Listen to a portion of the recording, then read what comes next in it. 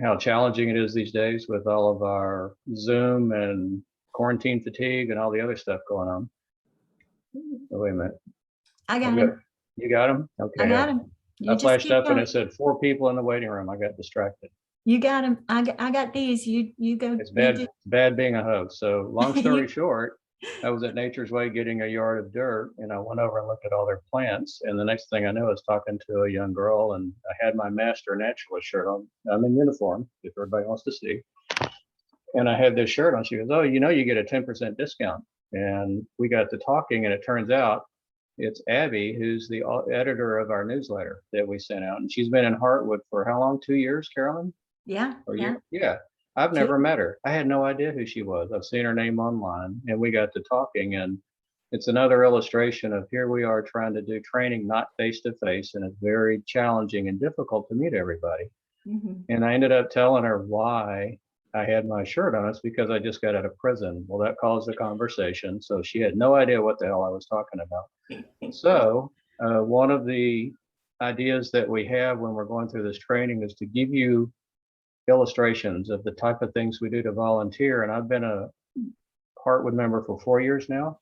Mm-hmm. And I can assure you that when I was an intern and a master naturalist, you have absolutely no idea where things might end up. You're going to see a video that I'm going to play for you, which was made in the Ellis unit, which is part of a horticulture program taught by Lee College. Lee College is a junior college centered in Baytown, but they also run the TDCJ VOTEC programs all across the prison system. So they teach culinary cuisine stuff. They teach horticulture, and they give guys a chance to give 2-year degrees. They also happen to help out in my Lake Livingston project. So one of my primary areas of volunteering is in aquatic habitat restoration for Lake Livingston, which is actually sort of a co-hosted effort between the Pineywood Lakes chapter in Livingston and Heartwood, because it's a large lake and it covers 4 counties. We got hooked up with the horticulture program at Lee College by accident, and I wore a shirt just like this when we went in to check on the plants. And the next thing you know, Heartwood champions teaching training there for the last 4 years. Mm-hmm. They have made a video for 3 years straight. Those videos have won first place at the Master Naturalist Annual Conference 3 years running. First place, first place, first place. So you've never heard of these volunteer programs. You probably didn't know that Heartwood teaches Master Naturalist training inside of a prison unit. One of the guys that was in that unit is now out, and he's on my Lake Livingston board. He lives in Katy, and he's getting his 2nd degree in computer science. So as the warden told me when we started this, and I assure you, I was the most nervous person ever to go do this. All of these guys, 98% of them get out someday, and they're going to be next to you in Kroger. And he goes, "What kind of person do you want them to be?" So with that being said, I'm going to play a 3-minute video before we turn it over to archaeology, and another illustration of what volunteering leads to sometimes. So Carolyn, stop me if the sound doesn't work. Okay. We want to welcome you to the Lee College Horticulture Program. We are affiliated with the Heartwood chapter. We are also, the Heartwood chapter is part of the Texas AgriLife Extension Office, also partnered with the Texas Parks and Wildlife Department. We have partnered up with the Texas Master Naturalists to be part of a water willow project that's also partnering with Lake Livingston. The goal of that project is to introduce water willows into the lake to help filter the water, to create habitat for fish. Lake Livingston is actually the primary water source for the city of Houston. The cleanliness of the water, the healthiness of the ecosystem is very important to the community. So what we did, we dove on board to propagate and grow this, the American water willow. And the American water willow, we found out is a very hardy plant. They sent us 5 parent plants from the lake, and we began taking cuttings and propagating them in trays, grow cells. Eventually, as the plants grew, we hardened them off outside for 2 weeks. And once they get about 6 to 8 inches tall, we bring them up here and put them in the water, and then they just take off. Lake Livingston Friends of Reservoirs sent all the material over, all of the wood, the liners. We ended up establishing a formal partnership where the Ellis unit actually became a key component of the whole Lake Livingston Friends of Reservoir project. That being, they became the research group for the project. They've come up with new methods for planting, new fertilization methods. We've donated 7 tanks. The guys are growing water willows at a rate much faster than we ever have before. And at the end of the day, they become a critical part of our conservation project for Lake Livingston. So this program started off as just, hey, let's grow some plants, just volunteer, but it's turned into something more. Most of these guys are in here for horticulture, and we usually teach mainly landscaping, greenhouses, but adding this Texas Master Naturalist to the program is just a whole different atmosphere to horticulture. A master naturalist, that is someone, he's developed a mindset to care about the environment, to care about the ecosystems, learning how to take care of the native environments, the natural environments, and to give back. The horticulture and the Texas Master Naturalist program, they go hand in hand together, are the best thing that's happened to me in 28 years. The things that I've learned in 6 months are amazing. First of all, I've learned to appreciate life in general, from the smallest to the greatest. With Texas Master Naturalist program and horticulture in general, I've learned to understand and to appreciate life. If I can care that much for a small plant, I can care that much more for humanity in general. The watershed affects plant, animal, and human communities, and I'm affecting change. I can take part in that here is an honor.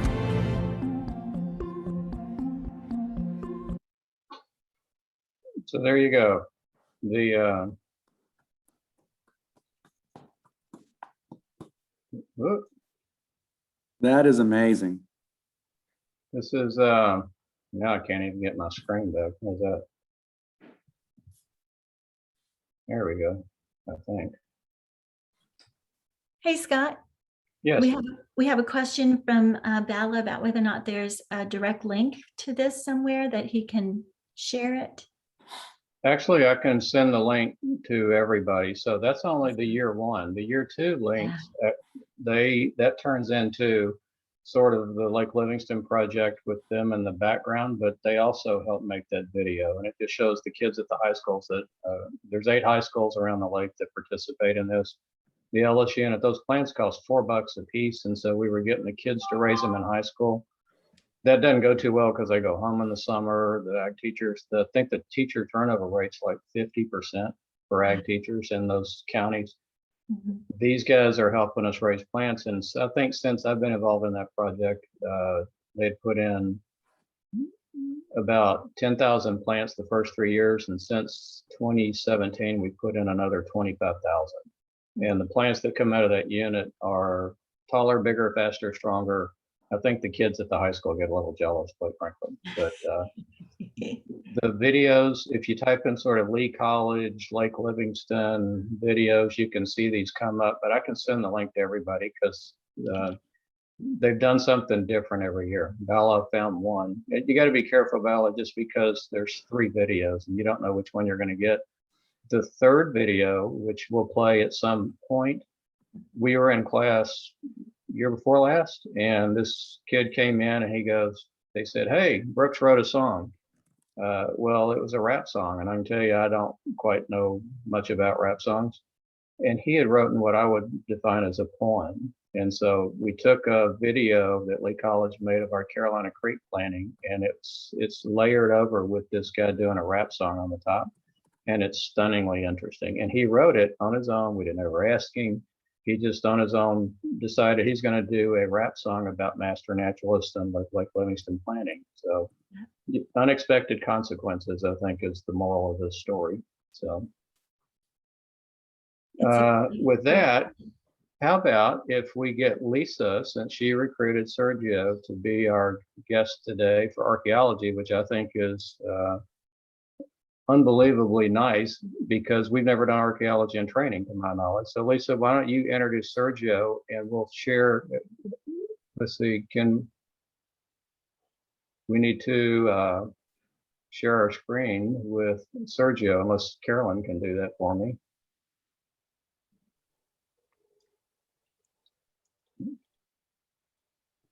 Okay, so while that's happening, do you just want me to talk about Sergio? Would you please? I will. Okay. Well, I met Sergio about 20 years ago, and through a Buddhist group, interestingly. And maybe a few months ago, I guess, Sergio happened to be visiting us, and he was at dinner at our home. And quite frankly, until then, I did not know that Sergio was an archaeologist. And he started talking about his projects, and I immediately sat up like, you know, like the cartoon character, you know, when they sit straight up. And I said, really? You know what? I think that would be a great Texas Master Naturalist topic. And we do training. We're about to start this thing, blah, blah, blah. Would you be willing? And he said, well, sure. And I went, okay. I leapt up from the dinner table and immediately went in to Scott and said, guess what? I have an archaeologist. What do you think? And he's going, yes. And so here we are. And so I'm thrilled. Sergio is not only I mean, the more that I talk to him now about the archaeology thing, he's seriously good at that. And he's just a seriously, seriously good guy. So. And Sergio, I have successfully made you a co-host. So you should be able to simply share your screen and your presentation. And I think you've got control of it. Okay, I will try to do that. I'm kind of new to this also. Is my audio coming through? Perfect. Okay, let me see if I can share a screen here. This here. Yes. We can see your screen. It's not on slideshow, but it's there it is. It's perfect now. Coming through. So I'm going to mute my microphone, Sergio. If you need anything, let us know. Otherwise, we'll drink coffee and watch. Okay, then I'm going to drink coffee and talk for a little while. But first, I got to say, that video was impressive, really, really impressive. That kind of benefit to the community, just benefit all the way around, that sort of mutually assured beneficial program for everything and everybody. That was amazing, really touching. Just a brief comment, Sergio. You remember the guy in the video that said, this is the best thing that happened to me for 28 years? He's been there for 28 years, that same prison. And so that's a bit of the reality, but he's not going to get out. But a lot of those guys, the young ones that you saw, they're on the way to getting out, and it's impressive to see their personal change. So anyway, enough of that for me. Yeah, well, I just couldn't help but say a few things on that. I mean, the impact is amazing, and the impact on their lives and their minds is really something I applaud you guys for that work. And also just thanking everybody for having me. Actually, this is the first naturalist group that I've talked to. The executive director of our research team is a master naturalist. So he's out and about all over the place, working with different naturalist organizations, and he often brings them on tours of our site over here near Austin, Texas, our archaeological site, which I'll talk a little bit about later. But thanks for having me, and I hope that some of the things that I talk about will be interesting. And hopefully I can talk about some basics of archaeology, but rather than make it a little too academic, I'm just going to be a little casual and do a little walking entry into what I have here titled An Intro into Lithics, what that means, and then we'll gradually get into field methods, how archaeologists go about basically investigating sites and how they're determined and how we do our data gathering, all of those things before it becomes sort of published scientific information for the community. So that's the plan. Let's see how it goes. I hope everybody has their coffee. Let's kind of get into it. So just real quickly, my background, since I'm kind of new to everybody, about over a decade ago, I was at Texas State University,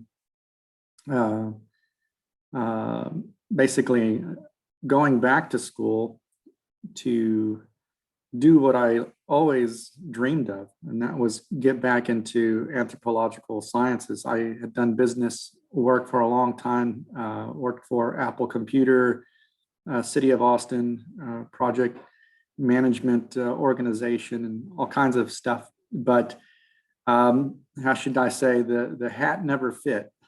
And my scientific curiosity was just begging me to get back to school and follow a path that was going to be more fulfilling and a better fit.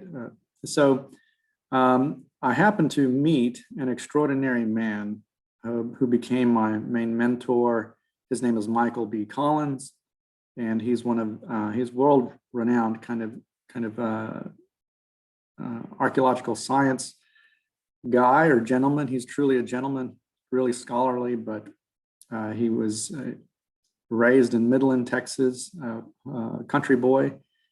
And the stark environment there as a boy really inspired him to go into archaeology, because in those sandy contexts that he lived in, when a good rain would happen or a strong wind would cause some erosion, there would always be arrowheads and things poking through the surface or laying on the surface. And this piqued his curiosity about the prehistoric heritage here underneath our feet or all around us here in Texas. And he went on to become an archaeologist, and he's worked with the University of Kentucky, and but through decades of work, he's basically pushed the frontier of, or I could say pushed the paradigm into a new arena of re-evaluating when people first came to the Americas and those migrations.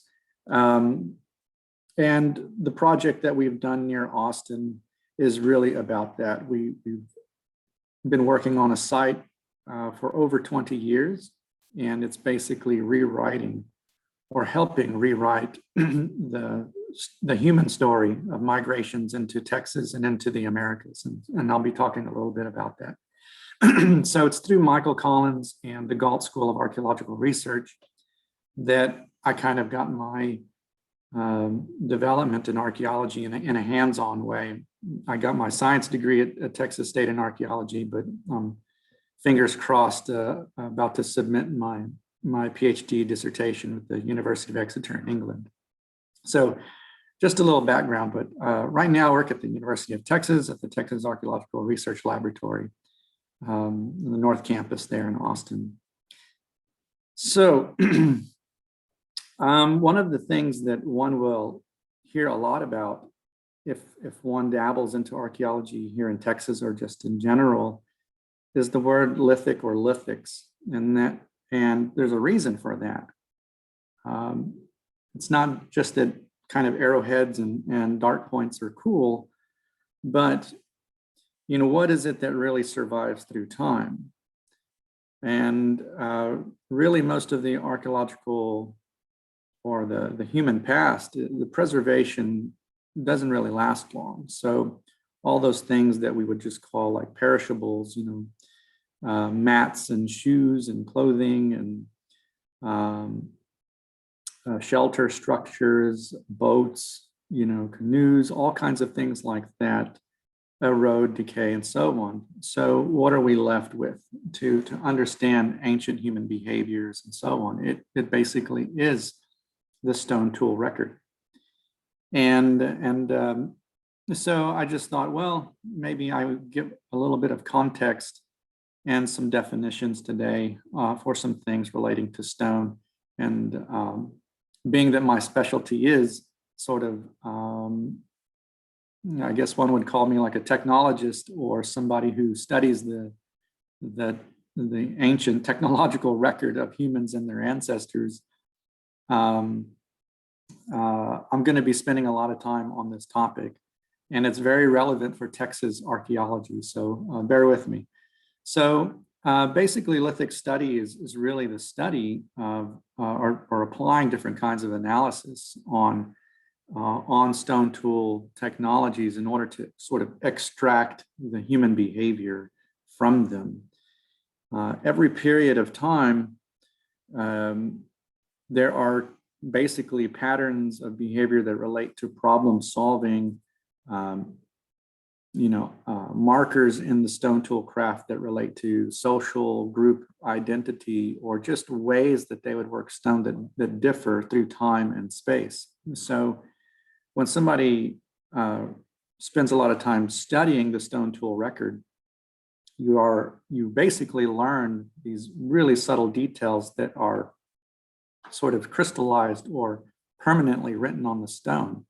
So some of you probably have in your work, maybe daily life, or walking through some park somewhere, have come across an arrowhead or dart point or some sort of flint or cherty kind of material and looked at it and thought it was peculiar, and maybe even had considered that it was a product of culture, or native Indian culture, or their ancestors. But when a lithic specialist looks at that, they are looking at what were the cognitive and physical steps that made that piece what it is. And they look at sort of fracture signs and patterns of chipping on it that can possibly contextualize it in time. And so it's pretty fascinating kind of work. So when you find that kind of these remnants on the landscape, and that comes to the next term that I was going to talk about, where you find chips and flakes relating to the production of stone tools, that's what we call debootage. Those byproducts that come off of the chert stone and flint stone when an ancient stone crafter is making their blades or knives or points or any kind of utilitarian tool that they need: scrapers, choppers, perforators, drills, all kinds of things.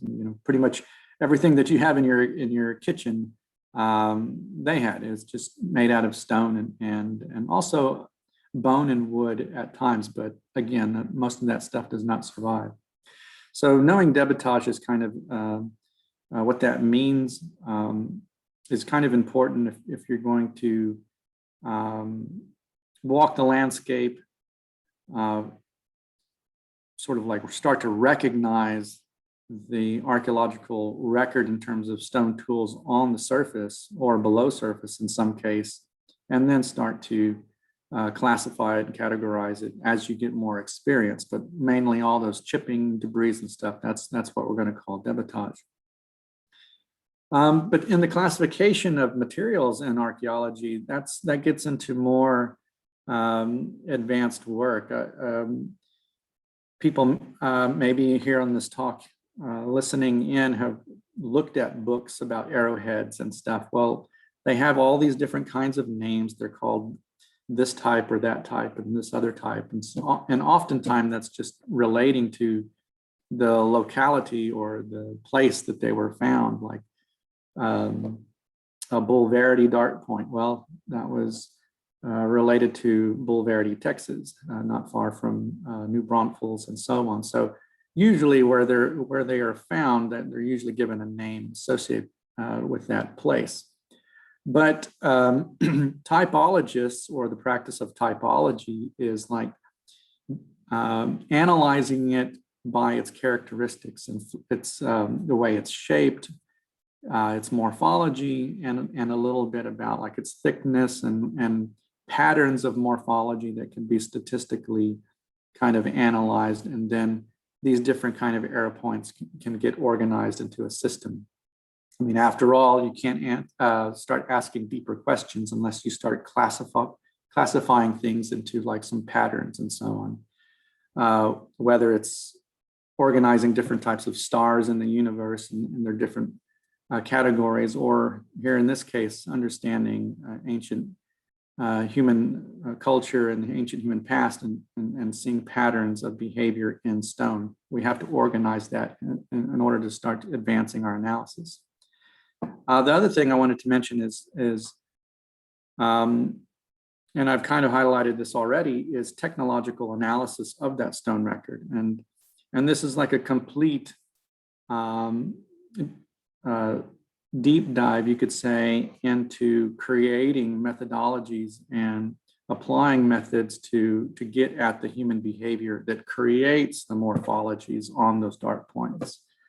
So best case scenario is an archaeologist like me, through investigating different archaeological sites, looking at different collections that are in museums, even a lot of private collections, which I happen to be spending a lot of my time in,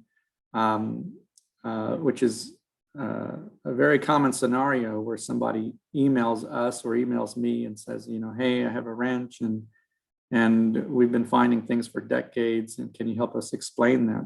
Well, it's a great benefit to the landowner, but it's a great benefit to science because we often find some new things in those collections. And but to really understand what they are, it really takes a lot of time to piece by piece analyze each specimen and sort of reverse engineer those steps that made it be what it is, and compare that to the known archaeological record or what's been reported in the past. So technological analysis is really one of the, I would say, more upcoming and needed aspects of archaeological work in the current time frame, because it's kind of getting beyond just broad general categories by shape, but getting into the actual forensic process of reverse engineering these piercing or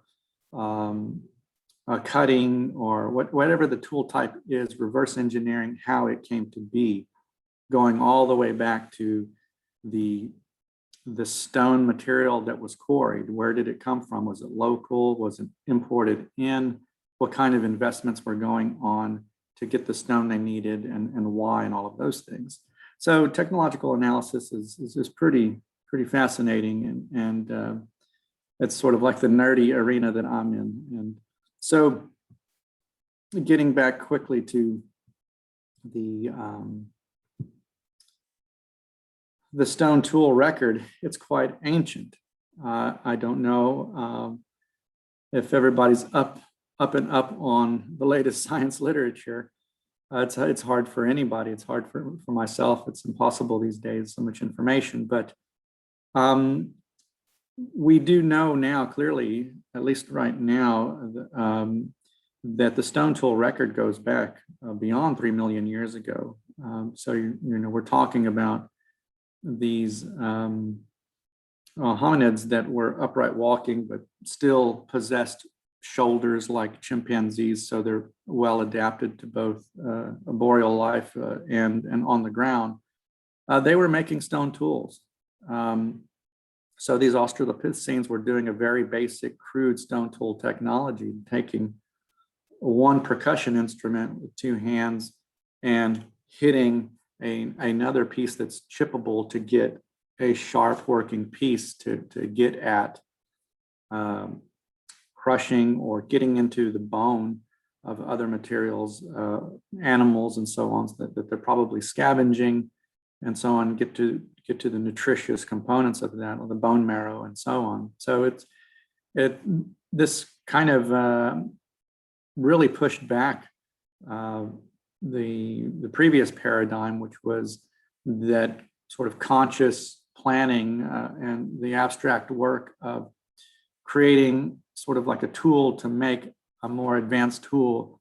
Going back beyond 3 million years, that was quite a big change in recent years, when previous times that was assigned to Homo habilis around 2 million years ago. So anyway, the reason I created this slide really quickly last night was just to kind of contextualize the stone tool record that archaeologists are presented with.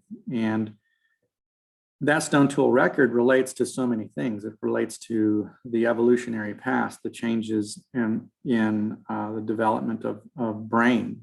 So paleoneurology, you know, the changes through time and climate. There's so many things that are happening that parallel these advancements or changes in the stone tool record.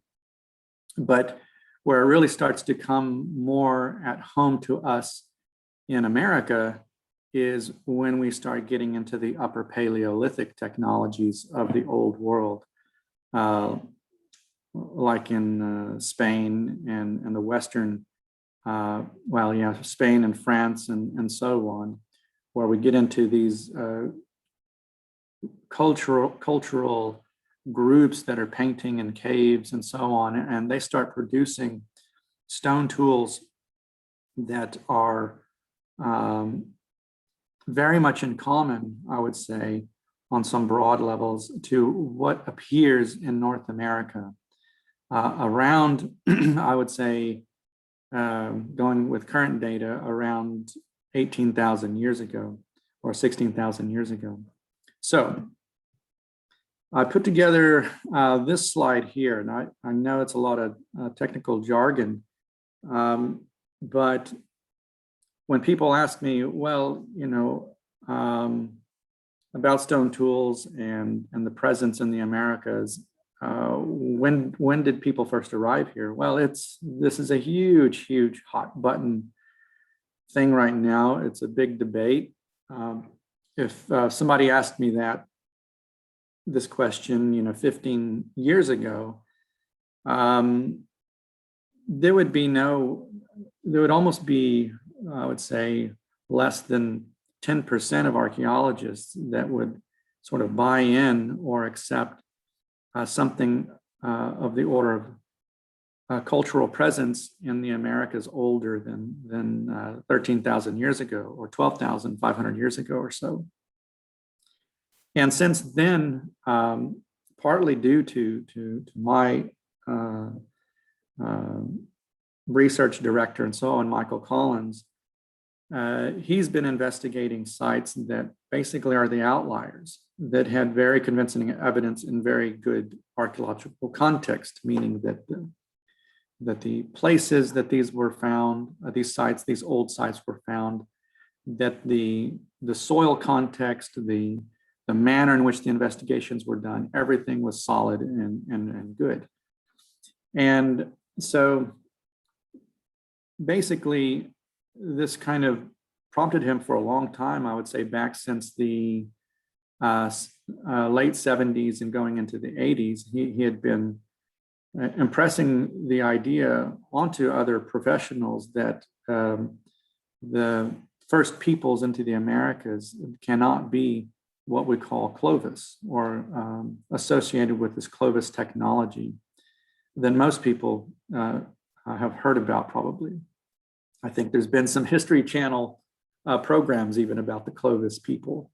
But the basic story being that these people came from Asia and the Beringian so-called land bridge and populated the Americas, or populated mostly North America.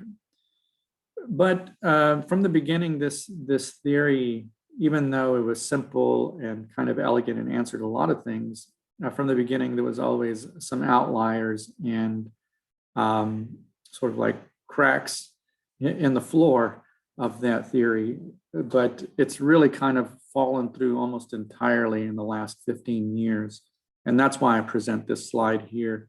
There's a lot of sites here, if you see on the left-hand side, and you look at the chronometric dating, radiocarbon dating, and so on, you can see some of these dates are quite ancient.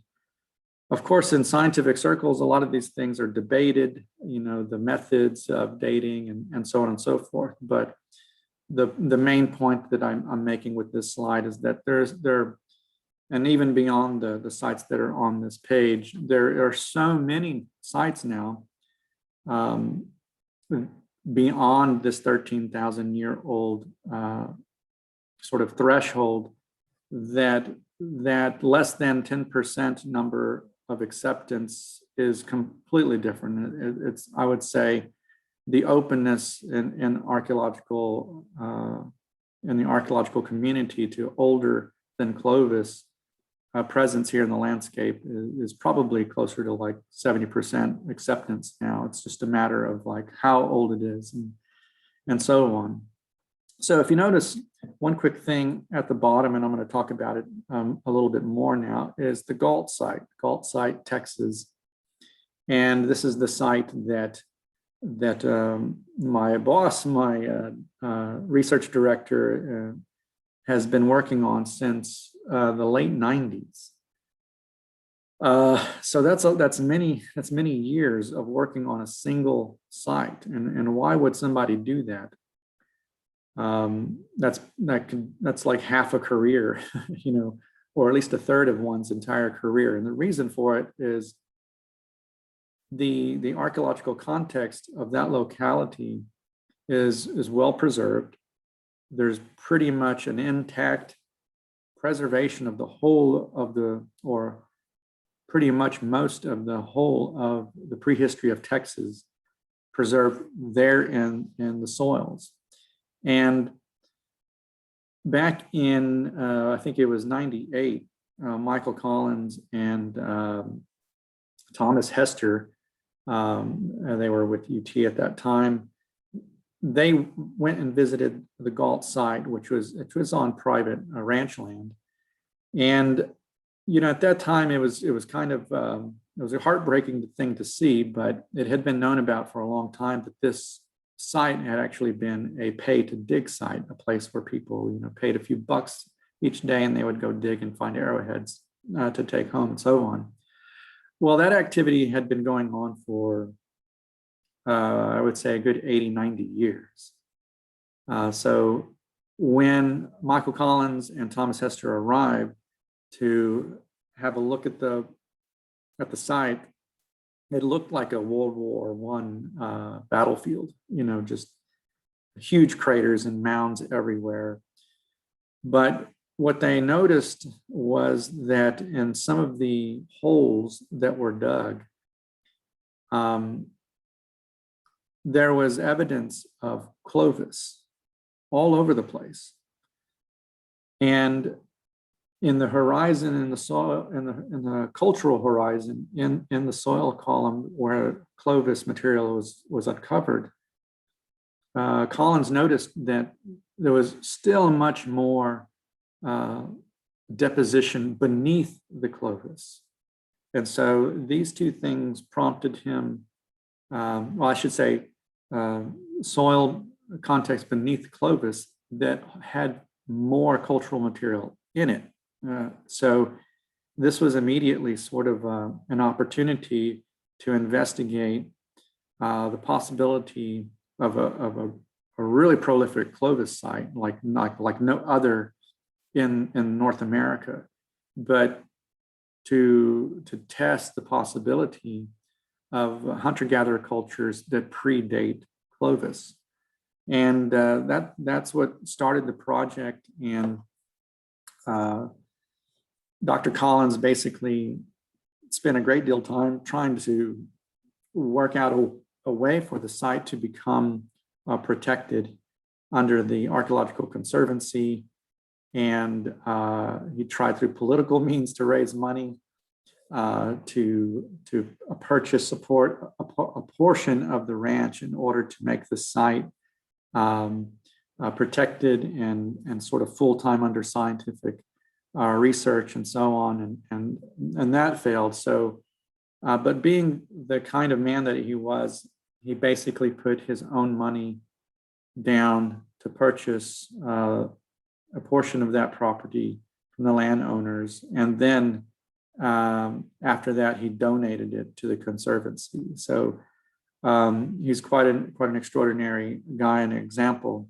But what has that produced? Well, all of these years later, here we are now in 2021, and we're a couple of years past one of the major articles that we've published in Science, and with dating of the material culture pieces there that predate Clovis by millennia.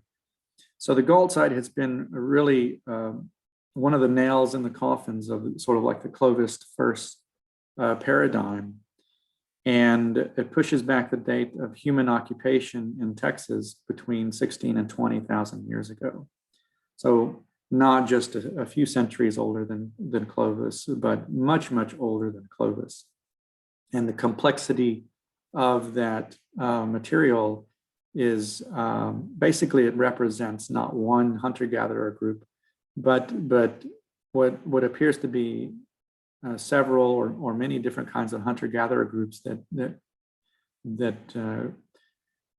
had some time on that landscape and spent some time there, and so on. So that was the purpose of this slide, is that, you know, what's going on in Texas is actually paradigm changing, and this site is one of the big things that's doing that. Hey, And by the way, Sergio, this is Lisa. Just yes. I'm the timekeeper. Just want to, I don't know how many slides you have, but we got about 30 more minutes. Yeah, that's perfect. And are we allowing questions, or does anybody have any questions? At the end. Okay. All right. I'm gonna keep flying through here then. So just real quickly, just to give an overview, again, as part of like the way to understand the past, we have different periods, archaeological periods that we organize the material culture of the past. So we have the Paleo-Indian period, we have the Archaic period, transitional, Archaic, late historic, and historic. And they basically, they're kind of separated by changing life ways, and all of those things have an influence on the stone tool record, what was going on, how people were responding to changes in the ecology, changes in both the floral and faunal contexts, and so on. And these are important periods to get familiar with if one wants to start making some entryways into understanding Texas archaeology or North American archaeology. But how they're mostly associated with are the types of lancelet and or dart points and arrow points that we find. So each period, archaeological period, is associated with very specific kinds of, you could say, patterns of their tool craft. And for those that are, there's probably quite a few in this talk that are familiar with arrowheads and so on. And so here in the Paleo-Indian period, which is sort of like separated out into early, middle, and late Paleo-Indian timeframes, a lot of people are familiar with Clovis points and Folsom points, and then as you get a little bit later in time, Golondrina, St. Mary's Hall, Clear Fork Bifaces. We have a lot of names for these different types of points. But so the Paleo-Indian period, one way to easily kind of like understand the Paleo-Indian period in terms of like their main sort of approach to their piercing and cutting technology, we call them bifacial lancelet technologies, and I'm going to show you one here, because I happen to have one next to me. So a lancelet form would be something like that, almost parallel sided, pretty much. And these items would be, of course, hafted onto a shaft and so on. And this kind of parallel-sided, long, bifacially flaked and thinned piece is the dominant form from Clovis until the end of the Paleo-Indian period. But then we start getting into the Archaic, and there's a complete shift away from that to what we would call like triangular, subtriangular, like notched pieces. And actually, I think I have some examples of those real quick. Let me pull those out.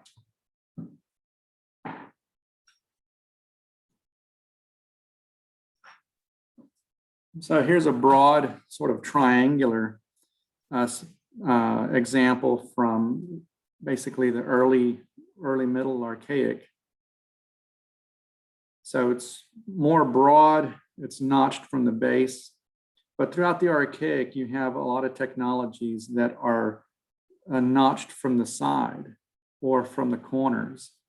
And you wind up with the stem that is like more triangular or expanding, sometimes contracting.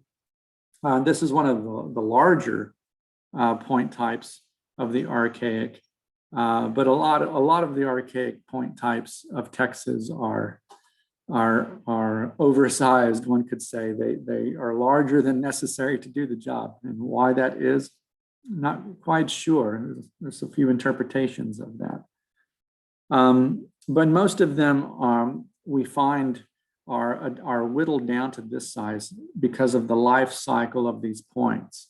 So they are used and used and used, and their edges are reshaped. The cutting edges are chipped again, and what you wind up with is something very, very small when it originally started quite large.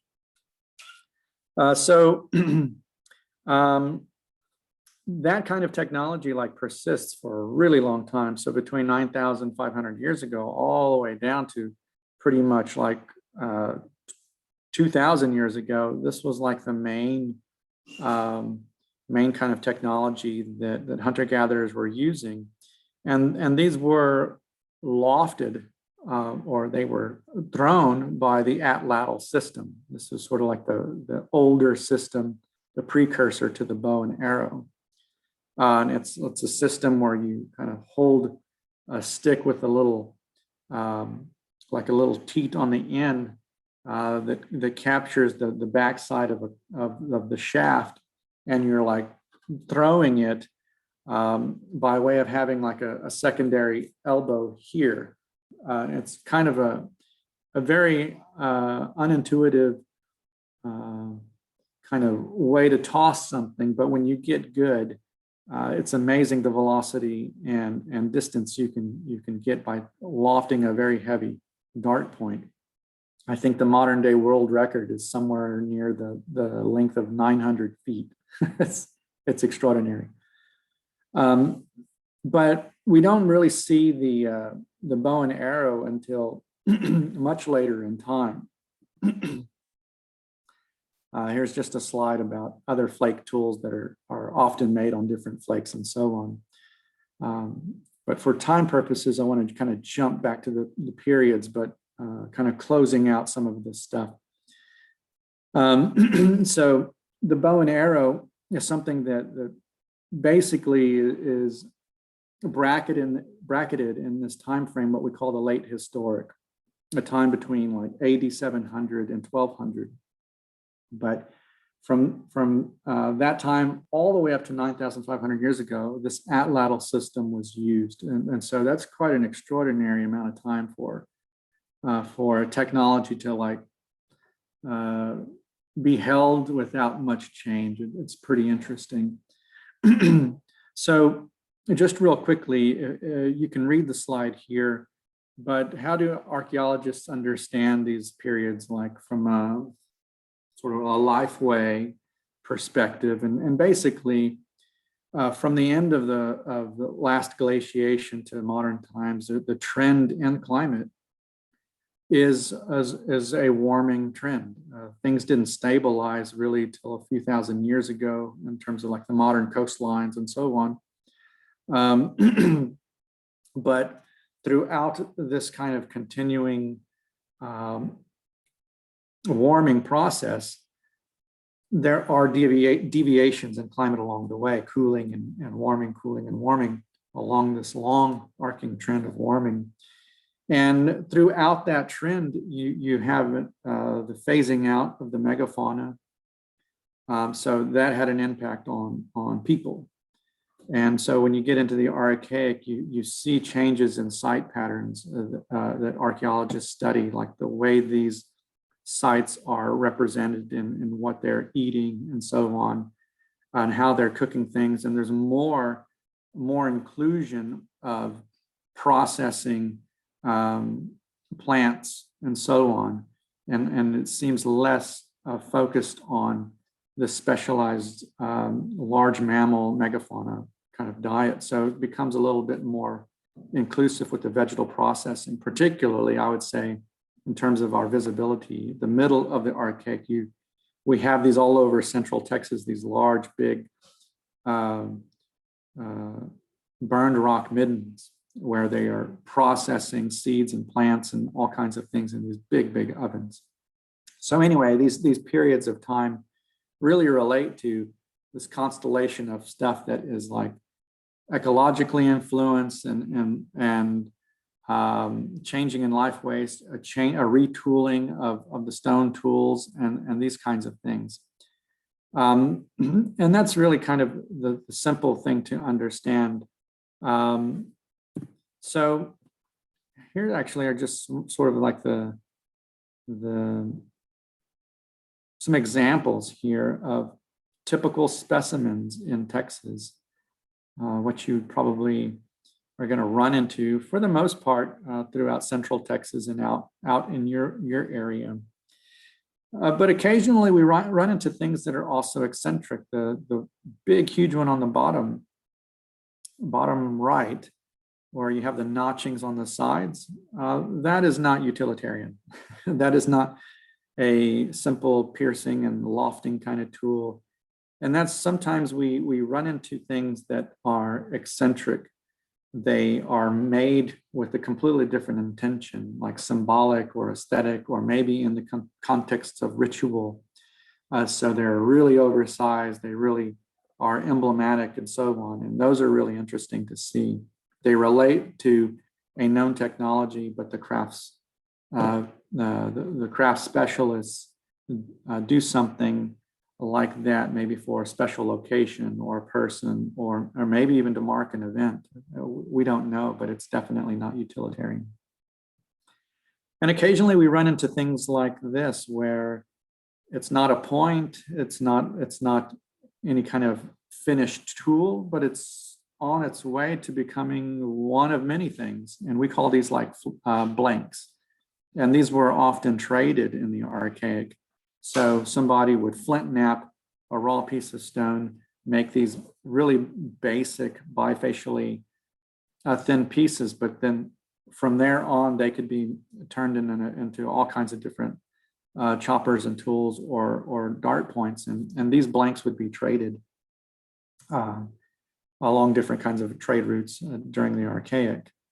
And here's an example of something that we call like core technology, where you're taking a piece of chert, and instead of making points, you use it to be of service in making a lot of different blades. So you have these long, well-controlled flake removals from the chert to give you really nice cutting edges. So blades and bladelets are something that are really, really useful. And so from one single piece of stone, you can make dozens of these. So it's quite an efficient system, these core technologies. And this was something very common to Clovis people or Clovis technology, and also later in time in the late Archaic time period. So just real quickly, I'm trying to stay away from getting nerdy or getting too technical or anything, but like on a basic level, it certainly serves one's mind if they can learn sort of like some attributes of like the sort of shatter and debris that you might find on the ground and so on. So you might pick up a chert flake, and being able to kind of identify certain characteristics on it, is really, really useful. And that was kind of like the purpose of me throwing this slide here. What is the outside surface? What is the internal surface of the flake, the dorsal and ventral? All of these kinds of things, the practicing archaeologist should be really familiar with, because when you're comparing one flake with another flake, or even better, flakes that relate to a very specific technology in time and space, and comparing it to a different technology from a different time and space, knowing those subtleties and traits of the flakes is really, really important. So I'm not going to kind of go through all of these things. We don't have that kind of time, but the attributes on flakes are really important to archaeologists to interpret many different things. So, but what you are probably going to be encountering the most on the surface is probably a mixture of stuff like this.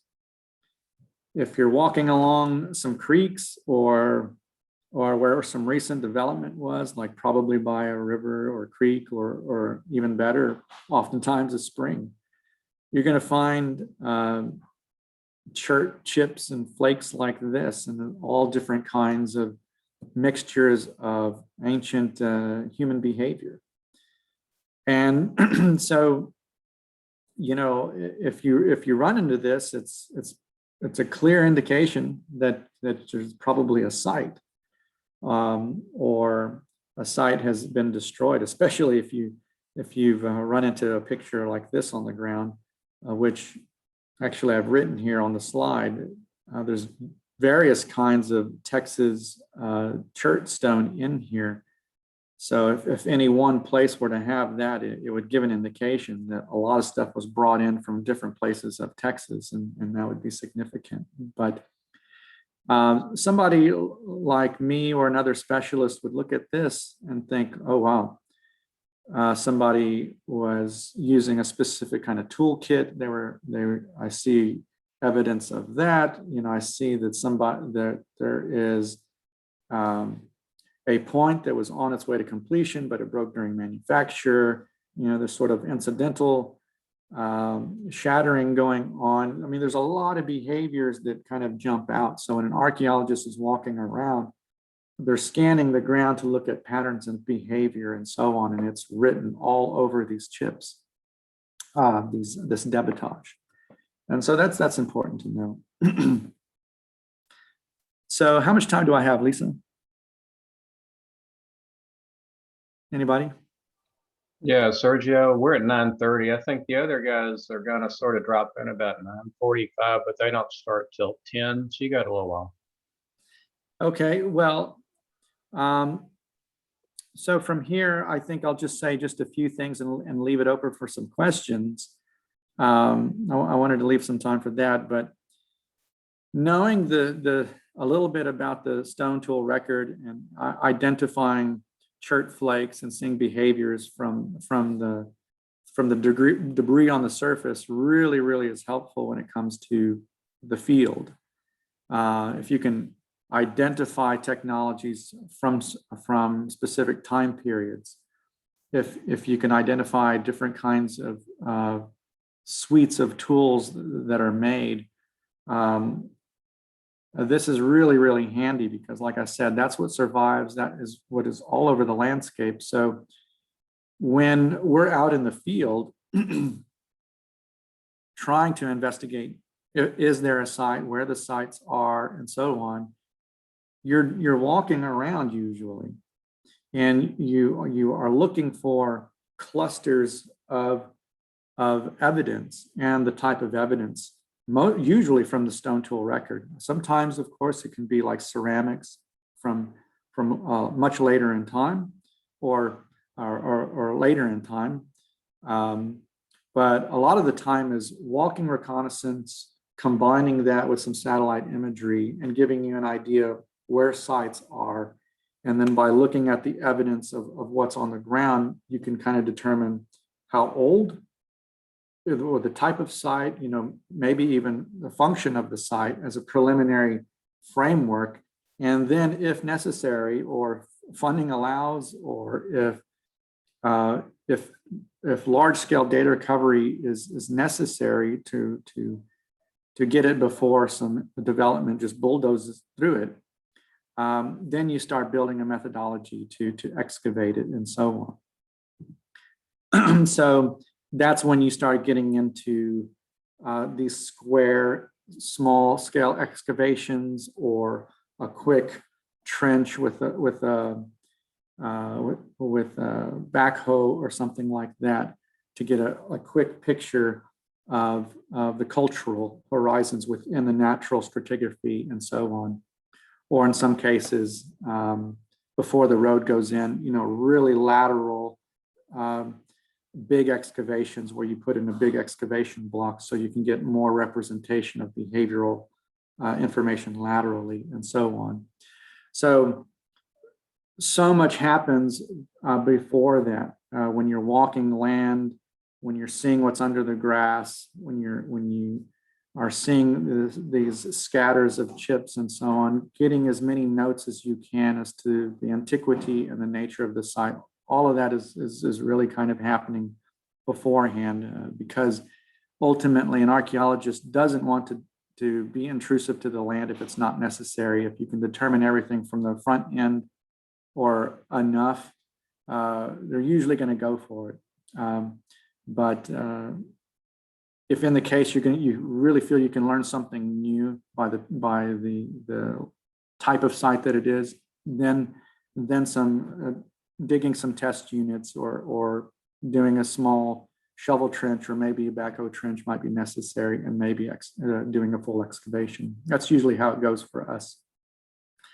So, and then everything gets organized and cleaned and cataloged and ready for the analysts to do their work before the publishing of stuff happens. And usually, if you can think of like how long that might take, every day in the field of working or excavating, it equals probably 3 or 4 days in the laboratory of analysis. So these things really take a long time to take, from field work to analysis to reporting. It really takes a long time. So anyway, that's sort of like a really, really quick sprint Cliff Notes version of like my world. I'm gonna leave it open to some questions if you like. There were a couple of questions that came in on the chat line, so let's throw one out. One of them was, what was the most interesting artifact you personally found? Ooh, the most interesting artifact.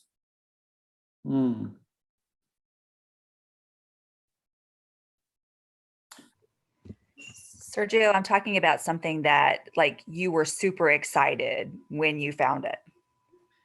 Yeah, for sure. You know, maybe I'm just excitable about a lot of things, but well, I would say that partially because it relates to my specialization of bison specialists of the Southern Plains. When I recovered some pieces that are called Andice Point technologies from the Galt site near Austin, that was a great moment. Of course, everybody loves the oldest stuff, you know, and kind of there's a romanticism about that. But when you find data that nobody has found yet, and then you have an opportunity to like move knowledge forward, that's exciting. And so back in 2014, 15, I was getting my hands into materials relating to that time period about 6,000 years ago. And, you know, just super excited because I knew it would lead to new published material that could advance the thinking that had been going on for a few decades on the topic. So that was a great moment. One of the other questions is, Darla asked, how do archaeologists know where to dig? How do we know where to dig? That's Correct. probably the most often asked question. How do you know where to dig? Well, the simple answer to that is that it takes a lot of probing, but when it comes to like site locations and so on, they're usually almost always tethered to water. So the headwaters, you know, places where there's springs, where the ecology is good, if there's exposures of chert stone, whether it be in the gravels or whether it be exposed in the limestone, like we have here in the hill country of Austin. If you have those ingredients, there's going to be sites everywhere. Or I should say there's going to be sites. It's really just a matter of preservation. But so also confluences, you know, where you have streams connecting those confluences are areas that usually yield a lot of occupation. But it's not just about finding sites. We want to find sites that are intact, that give us the most data. And so we look for areas that, especially if you're thinking about really, really deep antiquity, you want old soils to be intact. So flood action and being in areas of flood, a lot of those sites are gone. They've found their way down rivers and so on. So with the combination of understanding where sites are probably going to be because of the chip or the chert availability, water availability, and the environment, and then it's a matter of like, okay, what's the most ideal place where I can get preservation subsurface? And then you start doing some testing. You might drop a shovel in the ground and test, and so on. But there's a lot of preliminary work, and then you flag it, and then you can do some testing later. But that's the general idea. Here's one that Bala asked: in experimental archaeology, do they use original and reconstructed tools from that time period, or modern tools when reconstructing items from the same period? Well, I am an experimental archaeologist. It's sort of my main thing to understand ancient technologies and how that should work in the laboratory setting is that the experimental archaeologist should be referencing the archaeological specimens, and that's your reference guide. And that means that when one is studying sort of like the trash or debris from those periods and the final products like a dart point, you should be experimenting in a way to reproduce both, right? So you want your modern record of making something and from the experimental way to match the archaeological record with as much precision as possible. And the way you do that is definitely not by using modern tools. Denise is asking Sergio, she noticed on some of the arrowheads long end to tip slices. What kind of tool could be used to make that sort of clean sweeping cut? I'll say that one more time. Denise is noticing on some of the arrowheads long end to tip slices. What type of tool could be used to make that sort of long sweeping cut? I'm gonna make sure I'm on. Yeah, I think if there's a chip that's out of the arrowhead and it's really long, Yeah. is that by accident, or is there a certain tool they use to maybe make such long cuts versus smaller chips? Yeah. So I'm sorry, I just saw some stuff on the chat. The basic answer is that it can happen in several different ways. A different techniques can give you that with the same tool, or different tools can do that. I mean, it's all about like force loading. So the way the force is applied to the stone, and that can be by stored energy that's being pressed into the stone until the stone gives and a flake is released, or a percussion event that causes the pulse wave to release the flake. There's different manners to get a long flake length. So it depends which technology that we could discuss, that I could say, okay, what technique is going on there. But if the flaking is long going laterally, what we're going to be looking for is like, is it really a wide flake or is it really thin and long? There's all these little traits that tell us a little bit about the technique being applied, but it can be many. It could be percussion technique. It could be called what we call indirect percussion technique. I wish I could demonstrate it here. Maybe I need to travel over there and break some rock for you guys someday. But and also the pressure technique. So it's not one way of doing that. There's different strategies and techniques that allow one to get those really long flake removals. Alejandro would like to know if there are any volcanic rocks or items in the area. If you have volcanic rocks in your area, and a lot of it, somebody's done a job of bringing it in. It's not native to your area. Volcanic rock, coming from flows like rhyolites and others, and obsidian. Those are going to, well, you can get some of those things in the Trans-Pecos, like in the Big Bend area, or New Mexico and other places, but Central Texas, East Texas, no, you won't be finding much of that unless it's been brought in by people. I think you saw the one that Mike just posted. Oh no, sorry. Is there artistic evidence like cave painting that support man in North America? He said pre-COVID, but I think he said pre-Clovis. So like the cave paintings in Spain and France. Yeah, exactly. Well, we don't have cave paintings, or we don't have like those kinds of things with that kind of antiquity preserved in North America or in the Americas. What we do have, which is another thing, at Galt, is we have this sort of like symbolic representation on cobbles and stones where they would take a chert flake or a sharp piece of chert, and they're cutting designs into the mineralized layer of the stone.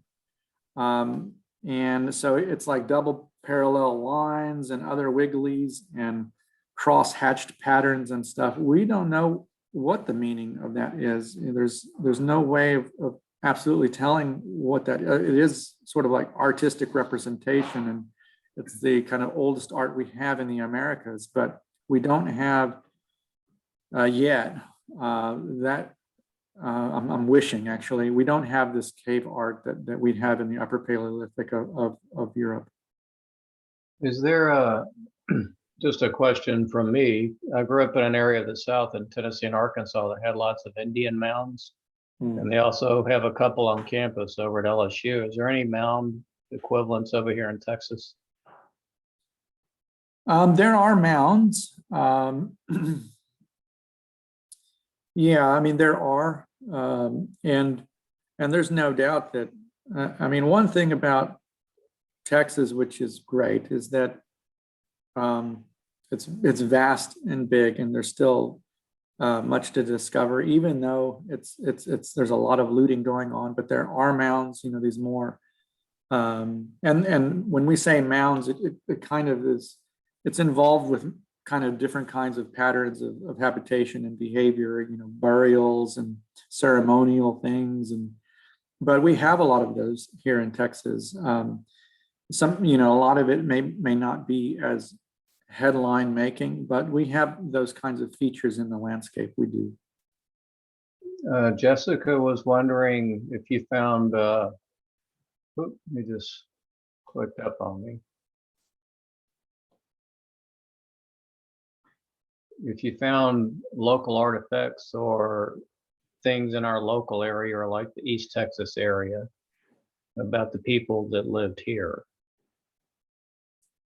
I guess the only remnants would be, I guess, chert-related things that are preserved, right?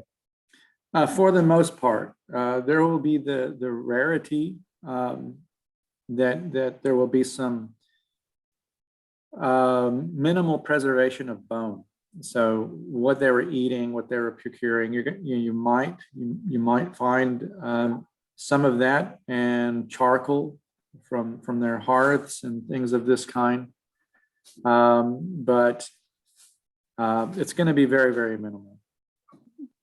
And I think our last question for you is, were striking tools usually chert or some other type of rock?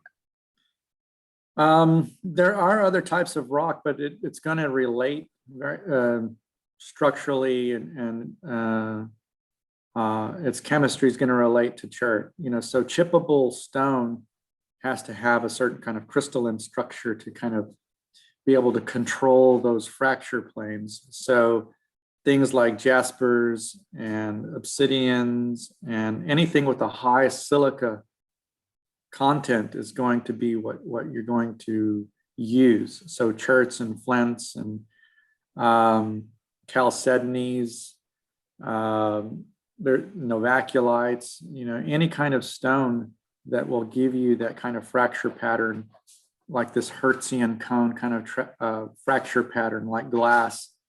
They were using it, but sometimes resources were scarce.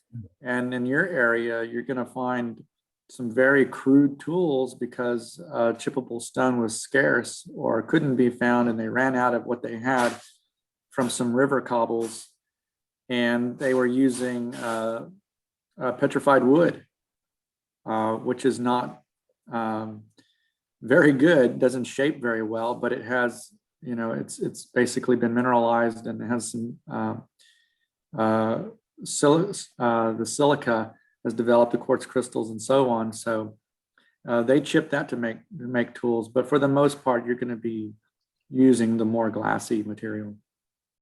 Yeah, maybe a final comment. I think you got a glimpse of our Lake Livingston project, and we're planting nearshore aquatic plants. The initial project before me started with a U.S. Fish and Wildlife government grant, and they made the guy that started the project do an archaeological survey of Lake Livingston, which is 85,000 acres, to make sure nobody dug around and stuck plants in the ground where there was a historic site. And since that's a little challenging, somebody came up with a probabilistic model to say it could be here or it could be there. Yeah. And so that was their attempt at the archaeological survey, but I guess it's required for the federal grant money, which they cleared that hurdle. Yeah. Okay. So it's the first time I've never seen probabilistic models applied to that type of activity, but I guess it's a way. So with that, Sergio, I think that's about it. And we were going to let the class take a break for 15 minutes, and then we'll see if our other presenters sign on and come on around 10 o'clock. Well, thank you. I hope it was interesting. No, thank you very much. It was exciting to have our first ever real archaeology discussion for a training class. So I think the natural world connecting to the cultural world is important, and we're going to run across it all across Texas. And it's obviously something to preserve and research, and just the news shows more exciting things every year, doesn't it? So. Yeah, maybe some other day, ecology and the prehistoric past, can be discussed more, but you're so right, the connection between people and place and how that's been going on for so long, that in itself is a really interesting topic. That's right. So thank you. No, thank you very much. We really appreciate it. So with that, I think our next guest just signed on, but we're going to let the class take a break, and we'll try to start up right around 10 o'clock. So thank you again, Sergio.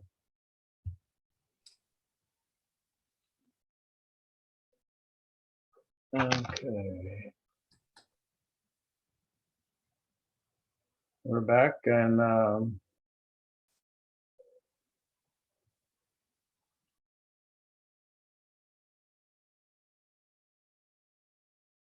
I think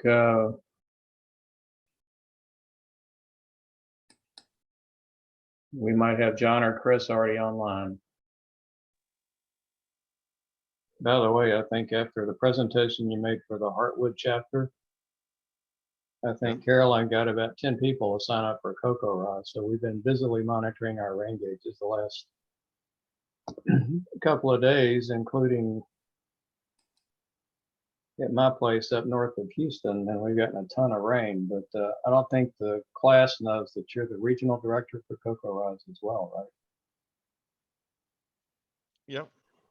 And we'll give a little demo on how to do that too. Carolyn took your rain gauges and she sold them for $50 each and has made quite a profit.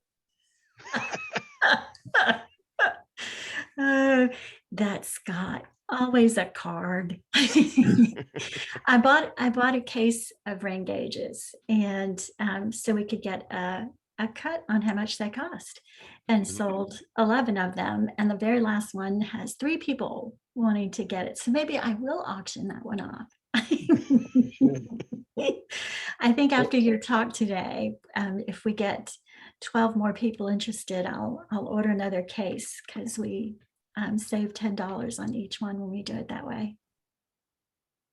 Cool. So with that, John, thank you again for being willing to do this for us this morning. So I think there's a lot of people really excited. And for those that hopefully read the Master Naturalist textbook, I think your name is prominent right on the top of the chapter. So that makes you an emeritus textbook author.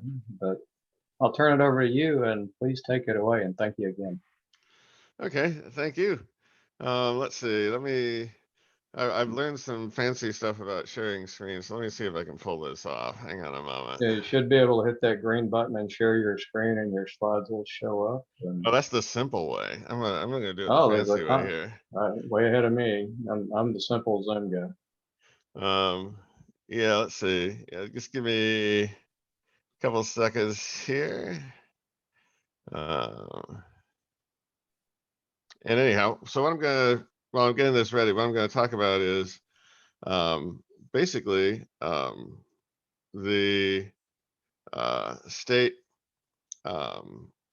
climate conditions and climate change to some extent. What factors are affecting our climate just in terms of geography? What factors are affecting our climate in terms of things affecting climate globally that affect us, and how that affects severe weather in particular. So I think I've successfully done the fancy thing. So I've got myself and my slides all going in the same window here. How's it looking? It looks good. I've never seen this presented like that, so I'm jealous. It's excellent. Yeah, I think we need a class on how to be that sophisticated there, Neil. Exactly. Yeah. Okay, well, it's in the advanced settings. If you do share, just go to the next tab over and you'll find all this stuff. Anyhow, let's talk about climate because, well, it's interesting, but also because it's relevant to everything else naturalist related. Ecosystems are the way they are in part because of how they respond to things like rainfall, temperature, sunshine, and so forth. And it's not just the average conditions. When people think of climate, it's not just what's average. Climate covers basically the statistics of the weather. So it involves the averages and the extremes and all sorts of aspects of plant range, for example, and animal range depends upon whether they can tolerate the extremes of a particular location. We did, by the way, have a example of extremes recently. So I've taken out the words north for where things have to be cold tolerant. Cold tolerant throughout the state, I suppose, is definitely the norm at this point. So to put our climate in perspective, there are 3 major geographical features that determine our climate. First off, we've got the Rocky Mountains to our west, and that involves basically a barrier that blocks air at low levels from coming from the Pacific Ocean. And as a result of that, we don't get very much weather from the Pacific. Our weather comes from the north and the south. We've got the Gulf of Mexico here to our south, and we get winds from the south, mostly in the summertime. That brings us plenty of humidity and wet weather. And then we can get winds from the north, which bring our cold weather. And the mountains actually act as a bit of a barrier to the cold air from the north. The cold air can't really spread over to California. It's forced to move southward by the Rocky Mountains. And so we get these really strong cold fronts that you actually don't get either on the East Coast or the West Coast so much. In terms of rainfall, the mountains are doing their job as well. They prevent us from getting Pacific moisture. So our moisture that falls as rain, most of it comes from the Atlantic Ocean or evaporating directly from the land surfaces in Texas and northern Mexico. And West Texas, the mountains play a big role locally in the precipitation. So let's take a quick look at what that climate looks like. I'll show you maps for the whole United States, but you can keep an eye on Texas if you want to. In any case, annual precipitation is a really simple thing for our climate because you just go from west to east and you've got a gradient of precipitation. It's dry to the west, it's wet to the east. And of course, we're in the eastern part of the state, so we get plenty of moisture. Out west, you can actually have years with less than 5 inches of rainfall. Here we can sometimes get 5 inches in an hour. So it's a quite remarkable variation. This annual average hides a bit of variation from from location to location and from season to season. We looked through the weather precipitation from January on through December. January, the gradient of rainfall is even more exaggerated. West Texas, typical month, less than a half an inch of rain. East Texas, we're still getting 3 or 4 inches of rain. And as we cycle through the year, that variation evens out a bit. By June and July, precipitation is fairly uniform across the state. We've reached the wettest time of year in July and August in West Texas. In most of the rest of the state, the wettest time of the year is May and June. We get, here we are, 1st of May, it's raining pretty hard. We get a combination of tropical moisture and the jet stream is still providing disturbances, still providing cold fronts. So that tends to be a fairly wet time. A second time that's wet is in the fall. We can get hurricanes and other tropical disturbances, and storms are also like to sort of sit in place in September, October. So that's when the greatest likelihood of large-scale flooding occurs. And then you get down to November, December, and things are back to just a strong variation from east to west across the state. And by the way, I should mention, if you have a question, just go ahead and interrupt me or stick something in the chat box and I'll address it. For temperature, Texas is also relatively simple. It's cold to the north and warm to the south, relatively speaking. You want to change your temperature, you move north-south rather than east-west as you would for precipitation. So we follow this nice grid system for climate. And big variation of climate from north to south in the wintertime, obviously, both in terms of maximum temperature and minimum temperatures. Although minimum temperatures are a bit warmer, relatively speaking, in East Texas than West Texas, because you've got more moisture available from the Gulf of Mexico in East Texas to keep nighttime temperatures a bit warmer. In summertime, let's zoom in on what it looks like when it can be cold.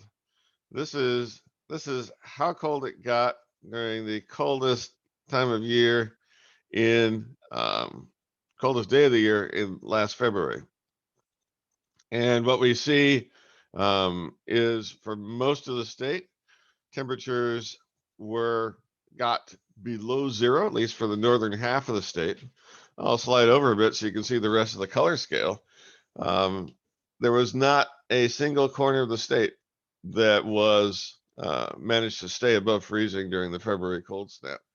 And most of the state got into the single digits.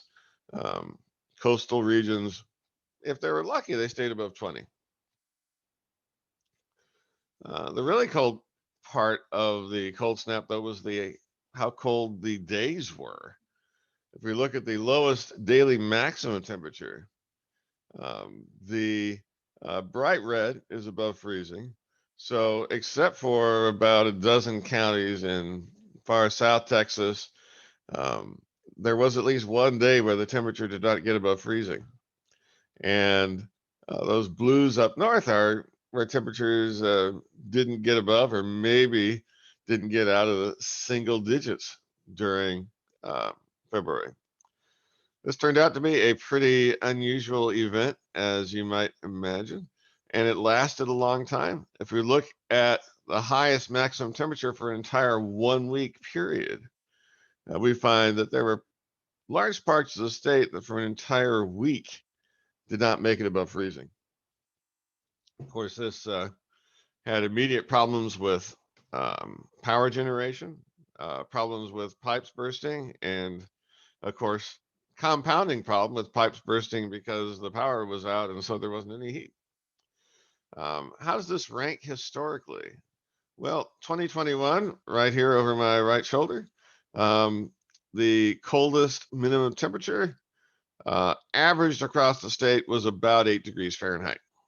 And in the historical record, going back to the 1800s, that's about the 11th coldest temperature day on record in terms of minimum temperature. 1899 is the winner. Not many of you have your videos on, but I don't think any of you looks like they would be able to remember 1899. It got down below zero on average across the state, so more than half of the state below 0 Fahrenheit.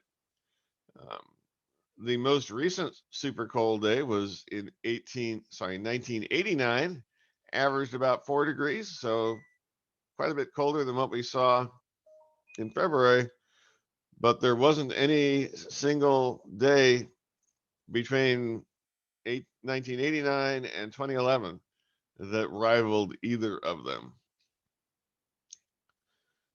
In terms of maximum temperature, the daily average maximum temperature for the more populated parts of the state, third coldest on record behind 1989 and 1899. So historical, I don't have a graphic for it, but it was also one of the largest snowstorms in the state of Texas in terms of the geographical area affected by substantial snow and freezing rain.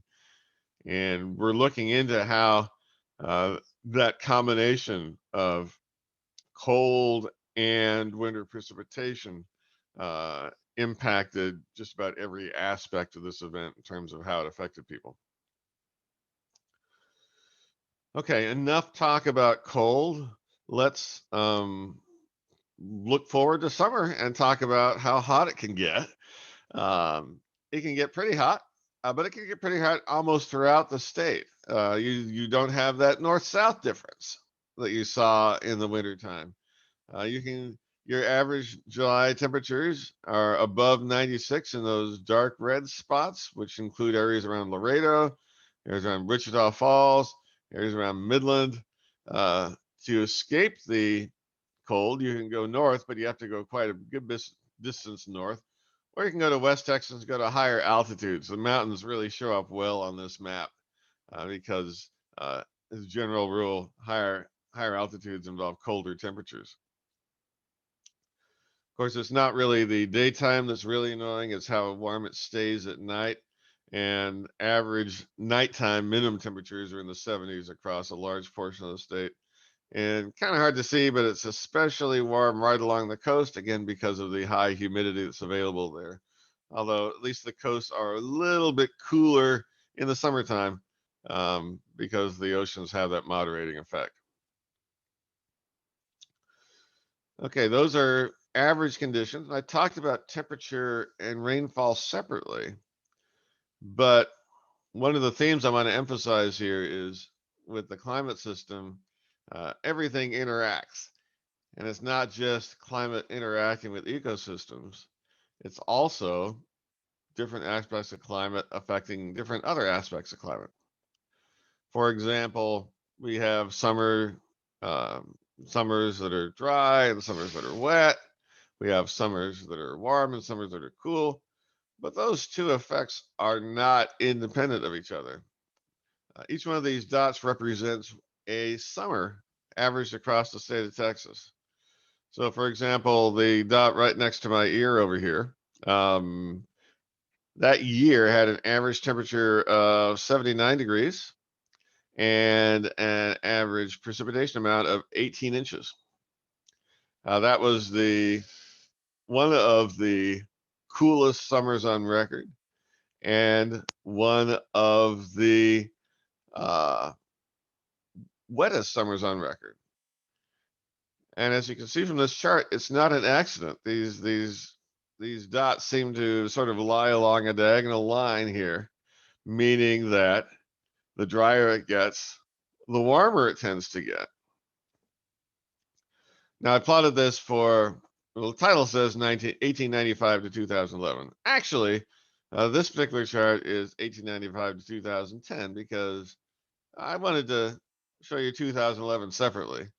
The driest year on record, if you count from like the end of the previous summer to the end of the summer of 2011, and also the hottest summer on record by a large margin. It broke the previous statewide average by 2 degrees Fahrenheit, and it tied Oklahoma for the hottest summer any state had ever experienced. So what's up with this? Why do these things go along together? Well, there's a couple of reasons. One of the more obvious ones, I think, is that you need clouds to get rain, and clouds also block the sun. So a cloudier summer will typically be both a rainier summer and a hotter summer. Sorry, a cooler summer. Second reason, though, takes us out of the atmosphere and into the plants, because plants are typically growing during the summertime. It's a fairly vigorous time for plant growth. A large portion of the plants in the area are adapted to grow well during warm temperatures, and there's generally ample moisture available too. So plants have stomata. They're taking in carbon dioxide from the atmosphere, and at the same time, they're losing water vapor to the atmosphere. Well, losing water vapor takes energy. Anytime you're evaporating something, you're taking energy to convert the water from liquid form to gas form. And you can feel that happening when you step out of a shower or bath and your skin is cool. If it's not a really humid room, it's because water is evaporating and that's taking energy out of your skin, and you feel cooler as a result of that. So if you've got a dry summer, there's not as much water available for the plants to evaporate. And the energy to evaporate is coming from the plants, and it's coming from the sun, and the energy that doesn't go into evaporating goes into heating up the ground, heating up the plant leaves, and ultimately heating up the air, because the air heats up because the ground and the plants have absorbed sunlight and they've heated up themselves. So a hotter summer means more of the sun's energy goes into making things hotter because there's less water available for evaporation. So this is what things look like in 2011. This was not near Midland. This was actually, I took this near east of Fredericksburg, where precipitation is normally about 25 inches a year, but there's nowhere near that. This was not near Midland either. This was actually near College Station, where we had a gust of strong winds come through, and soil was so dry it was easily lofted, so it looked like West Texas. Now, if you didn't take my word for it about the importance of the connection between moisture and temperature, here's a visual depiction of that. Up top, we have a satellite view of the Columbia River, or a portion of the Columbia River is forming the boundary between northeast Oregon and southeast Washington. And it's fairly dry out there, particularly in the summertime, they get almost no precipitation. And the top figure, you can see the Columbia River, that blue stripe running through the middle. The colors represent a satellite view of the vegetation health. How much vegetation is there? How much greenness is there? And the pattern is very splotchy because you've got these center pivot irrigation systems that are forming circles. You got squares where you have traditional irrigation systems and so forth. So you can easily spot from satellite the difference between the green irrigated vegetation and the brown dry stuff. On the bottom, you can see the same features. It's a different color system, but it's the same basic features. The difference is the plot on the bottom is showing the temperature of the various surfaces. So the darker colors are the cooler temperatures, and this is taken in midday, so about 70 or 80 degrees Fahrenheit. And the lighter colors, the warmer temperatures, where the surface, if you touch your thermometer to the ground and measure the temperature, it'd be around 120, 130 degrees Fahrenheit. And that's all because all of the sun's energy hitting dry soil is going into heat. Sun's energy hitting wet soil or plants that are access to wet soil, most of that energy is going into evaporation. So to summarize, the air doesn't warm up during the day because the sun's hitting it. Obviously, you need sunlight to get much of an increase of temperature, but it's the sunlight hitting the ground and plants, and then the plants transferring that energy to the air through some combination of direct contact through heat, which then creates the buoyant air parcels that rise, or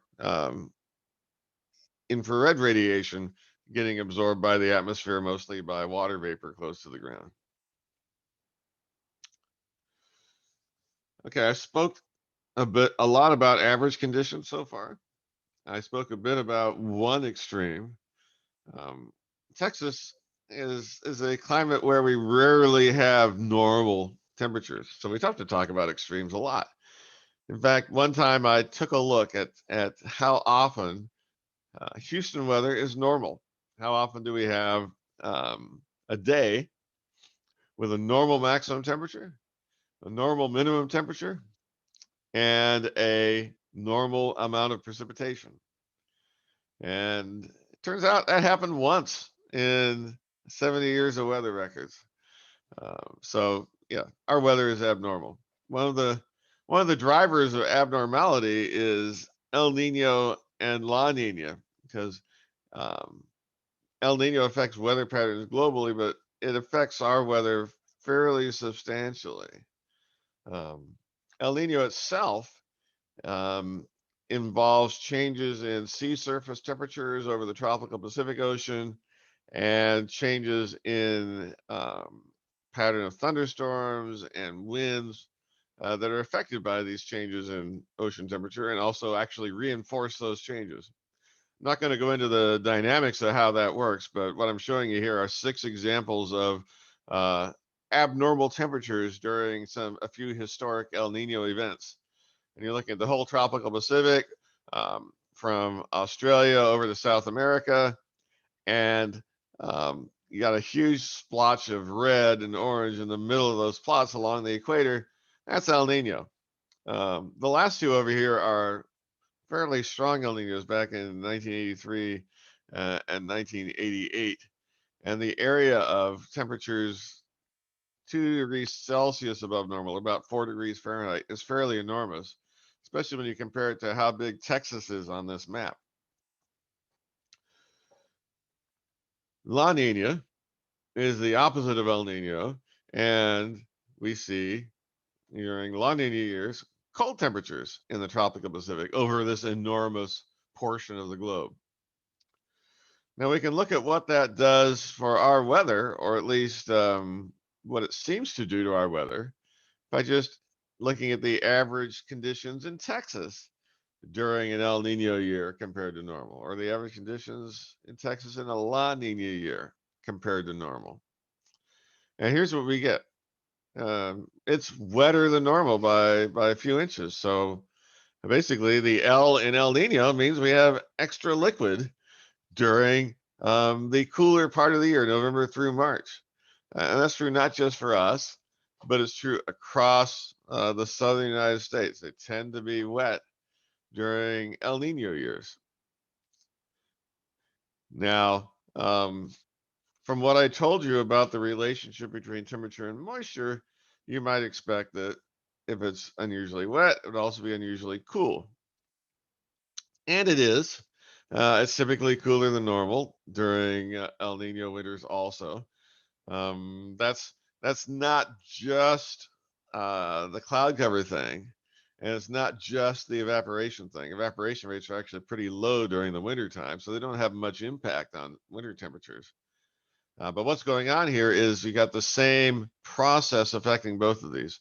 When we have an El Nino, the jet stream tends to be unusually far south. It's blowing from, it's blowing this way, from west to east, and it's farther south. So it's bringing storms to our latitude that usually stay farther north of us. So we'd stay with the warm air, but the cold fronts are getting farther south. Cold weather's getting farther south. The wet weather's getting farther south.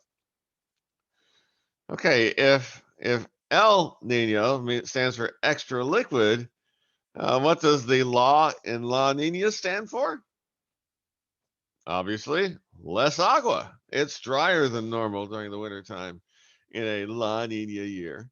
Across the southern United States, especially extreme South California, the Gulf Coast region, dry, and as you might imagine, typically warmer than normal by a couple degrees also. So this year, we actually had a La Nina, a moderate strength in the Pacific Ocean. And the expectation was that we would probably have drier than normal precipitation and warmer than normal temperatures.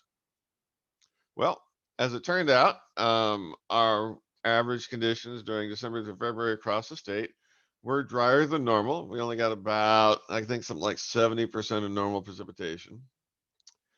And it was also warmer than normal, about 2 or 3 degrees warmer than normal, if you leave out the week in the middle of February. If you include the week in the middle of February, we actually average near to below normal for the entire winter season. Yeah, that's a forecaster crying over spilled milk, basically. You do have weather happens, and it affects the seasonal forecast. Really, El Nino and La Nina are only shifting the odds of extreme temperatures and extreme precipitation. They're not guaranteeing it's going to be particularly warmer than normal or colder than normal in any given year. It's just more likely to be that way. Now, unfortunately, the rainfall that tends to matter the most in Texas is the rainfall in the summertime. Soil moisture typically builds up during the winter and spring when temperatures are cool. When temperatures go up in the summer, you're on average losing moisture from the soil, and the extent to which you run out of moisture depends upon how much rain you actually get during the summer to replenish that. And unfortunately, El Nino and La Nina don't have much effect on our weather in the summertime. The jet stream is just too far north to really be affecting our weather. It does have an impact on hurricane formation. During it, if we have an El Nino that lasts into the summertime, we're less likely to get a hurricane. But that's about it. That's about the extent to which we can forecast things. Things are pretty random during El Nino and La Nina years. I wouldn't even trust those few areas that show up as being prominent there. All right. So let's see. Talked a bit about extremes. We'll talk more about extremes a little bit later on, but I want to talk also about long-term trends because those are relevant, especially when we get to long-term trends and extremes, which are going to potentially lead to changes in the ecosystem. So first off, basic rule of the climate system is that the amount of energy we get from the sun is almost exactly equal to the amount of energy we're radiating out to space. And if there's a difference, then the Earth system on average will be getting warmer or cooler, depending on whether it's got a net gain or net loss of energy. Extremely simple concept. It gets a bit more complicated when we start looking at all the different things that can affect this energy balance. And lots of things are what we call natural things that have been going on in some cases since the formation of the Earth itself. The sun can vary in intensity. From year to year and decade to decade, it doesn't vary by more than a few tenths of a percent. But based upon our observations of suns at different stages in their life cycles elsewhere in the Milky Way galaxy, and due to the process by which suns create energy, we know that the sun is outputting about 20% more energy now than it did, say, 4 billion years ago. So that in itself has a big impact on the climate system.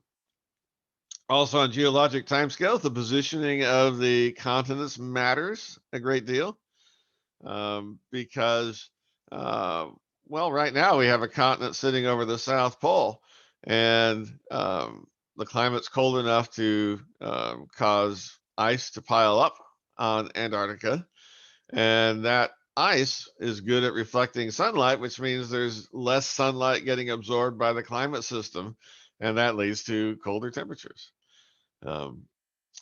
Also, the motion of the continental plates on the Earth affect volcanic activity, which can have important short-term effects on the climate system because volcanoes produce lots of particles that can get stuck in the stratosphere for a few years and block sunlight.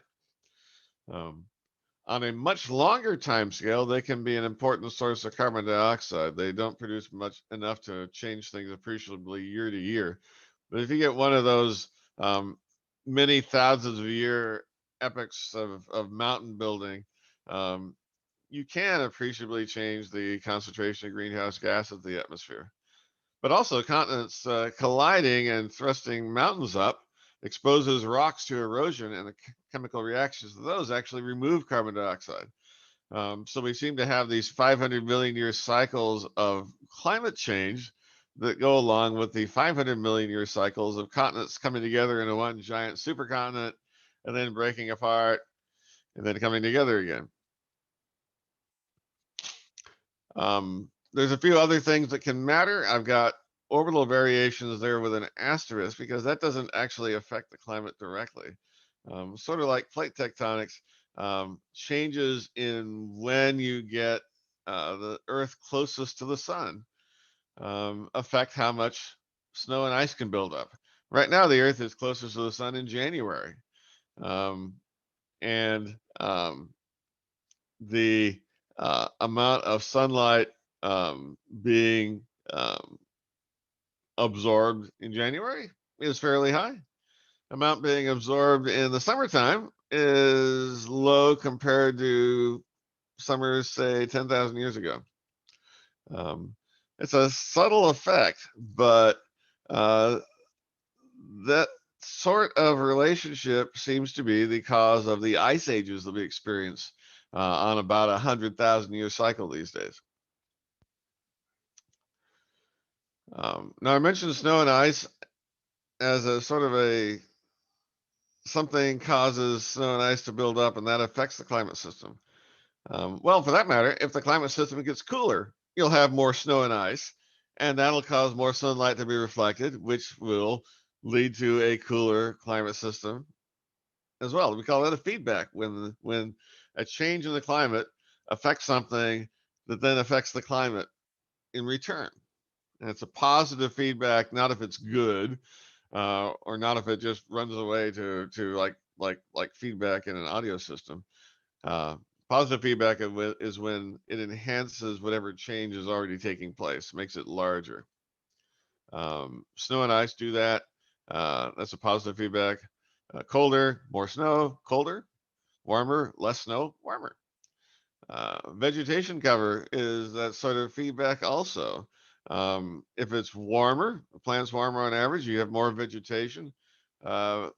Vegetation makes its living by absorbing sunlight, which gets more energy into the climate system because more energy is absorbed rather than reflected, which makes the climate system warmer. Another positive feedback. Water vapor is a positive feedback too, and as well as some other greenhouse gases, because warmer temperatures lead to more gases in the atmosphere. Water vapor in the atmosphere is greater when temperatures are warmer, and that leads to more of a stronger greenhouse gas effect, which leads in turn to warmer temperatures.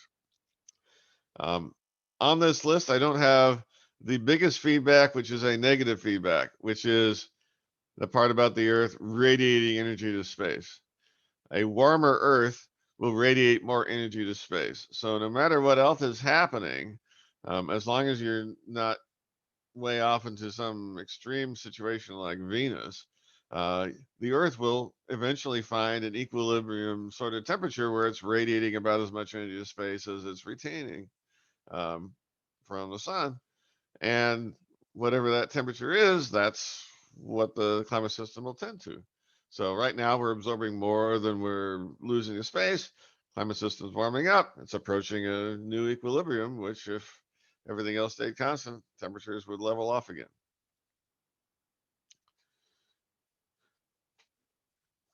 Okay, comment on the chat. Isn't the angle of the Earth's rotational axis quite significant to climate? That is the wobble of the rotation axis. Yeah, there are three aspects of the Earth's orbit that aren't constant that have an important effect. One is the effect I talked about, which is on about a 20,000 year cycle, which is when is it that the Earth is closest to the sun? During which season is that? So that changes from on about a 20,000 year cycle. Another aspect is the fact that the Earth's tilt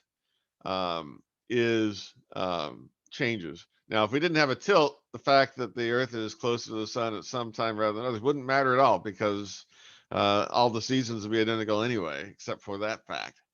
But because it's tilted, that means if you're closer to the sun when you're tilted toward the sun, then you're sort of amplifying the seasonal variations, because you're getting even more direct sunlight in summertime because you're closer to the sun, as well as being tilted toward the sun to be able to intercept more sunlight.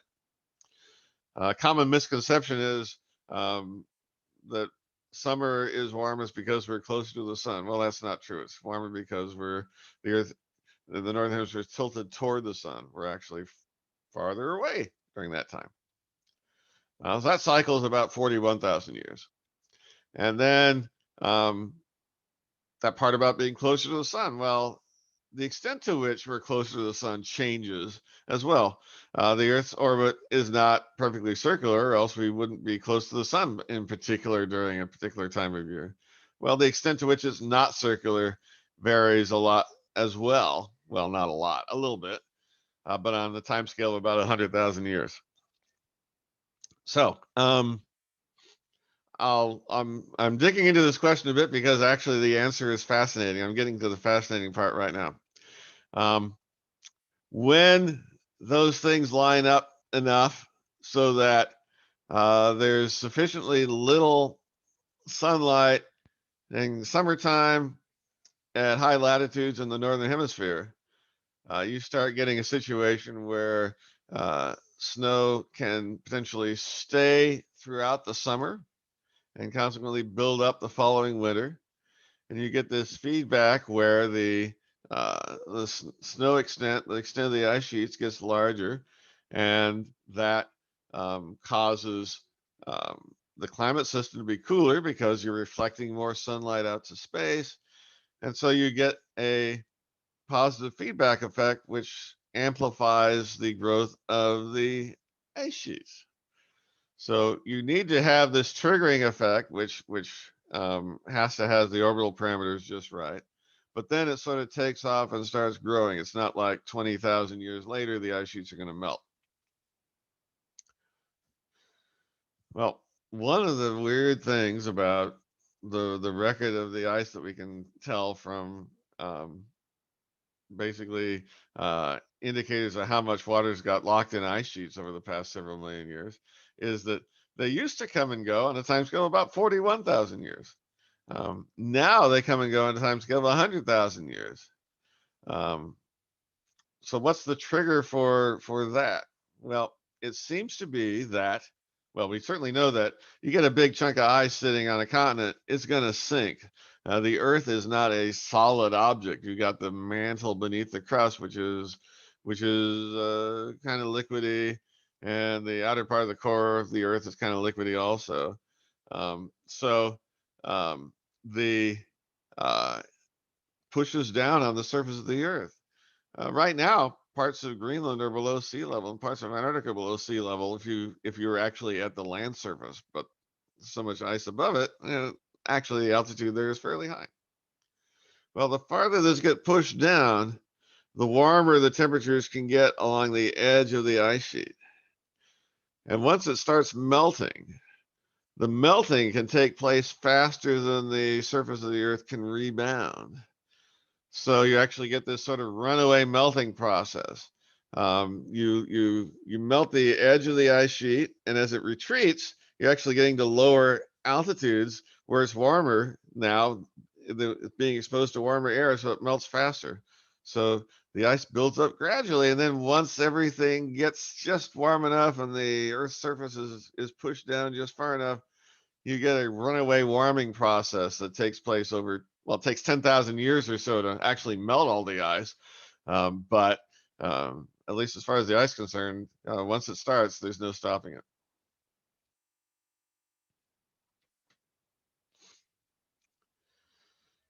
Okay, what about stuff that's relatively new? So I've showed already how vegetation cover and irrigation can affect the climate system both locally and, as I mentioned, globally as well. I mentioned greenhouse gases and aerosols. They're affecting the climate system by affecting the amount of energy being absorbed. In the case of aerosols, they tend to reflect energy from the sun, and the greenhouse gases are reducing the amount of energy escaping to space. Now, the principle is simple. More energy being absorbed than emitted means we'll end up being warmer. But the mechanics of it are rather complex. I'll just give you one example here. Aerosols, which are tiny particles, not the ones necessarily come from a spray can, but literally things like sea spray is a type of aerosol. Dust is a type of aerosol. Coal-fired power plants produce a lot of aerosols. Diesel engines, as you might observe, produce a lot of aerosols. They interact with clouds because every single cloud droplet is water that is condensed onto an existing aerosol particle. There's a lot of stuff floating around in the air that you can't see until water vapor condenses on it, and enough water vapor condenses it becomes visible to you. And change the amount of aerosols, you'll change the amount of clouds, and you'll change the property of the clouds. So for example, on the diagram here in the upper left, you got these strange lines showing up in the clouds off the coast of California. That's because the natural environment has very few particles. So you get the clouds that form have just a few droplets in them. But ships are pretty dirty engines, and ships emit lots of particles, and those are great places for cloud droplets to form. So you get lots of tiny cloud droplets that hang around a long time. And that will affect the climate system. If you have enough aerosol particles, more clouds hanging around longer, reflecting sunlight. Over here on the right, behind me, a process is a bit more complicated. And actually, I think I won't go into it in the interest of time in any detail. But the type of aerosol particle can affect the type of cloud. And sometimes when you get enough aerosol particles, you actually start losing clouds because you convert them into precipitation faster. And these apparent holes in clouds that you see here in form of dots and lines are actually airplanes ascending and descending through a cloud layer, and the effect of the particles they emitted on those clouds. Okay, so now we've talked about climate change, we've talked about average conditions, we've talked about variability. Let's dig a bit more into extremes.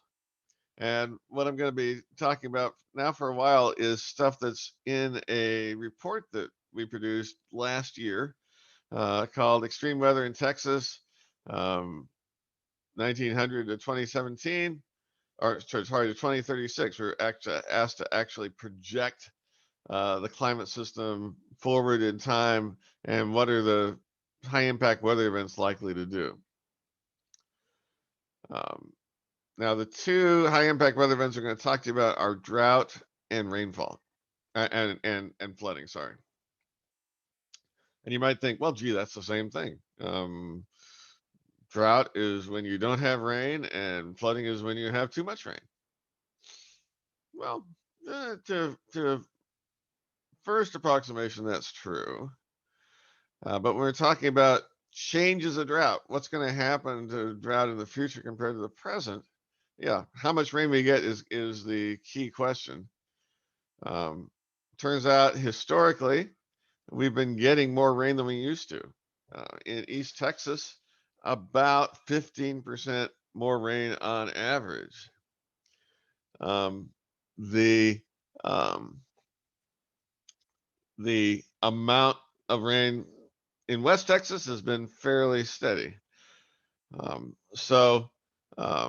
What we have seen historically is an increase in most of the state, and here it is in the graph form. The average rainfall in Texas has gone up from about 25 or 26 inches to about 29 or 30 inches.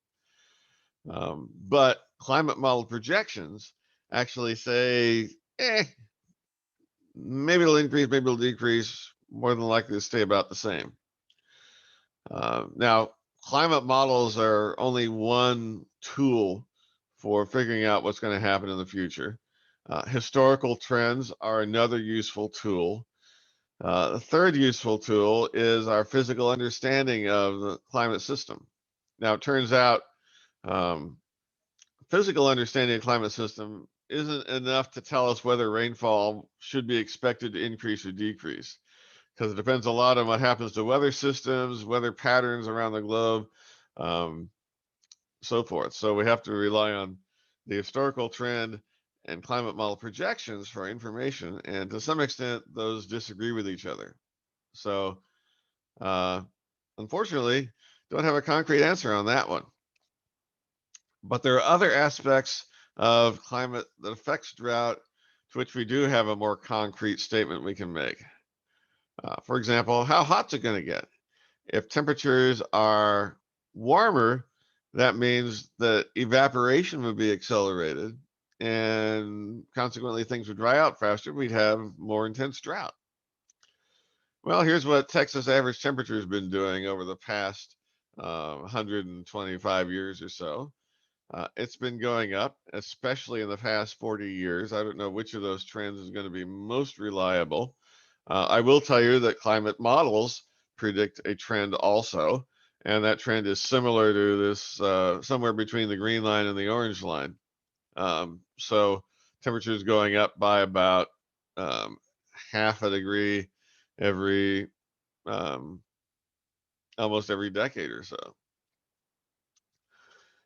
So that would say that if rainfall stays about the same, droughts would tend to become worse because we dry out faster in the summertime and experience decreased water availability in soils and in streams. And those temperature trends are fairly uniform across the state. A 1/2 degree to about 3/4 degree increase. And I don't think there's much to say about the variations. It's probably not systematic, probably just fairly random variations. It's getting warmer. It's been getting warmer. Now, next question. How much temperature increase, well, how much rainfall increase would you need to offset that temperature increase? And unfortunately, I can't answer that question. It depends a lot on the details of the rainfall, depends a lot on how much rainfall you get on average.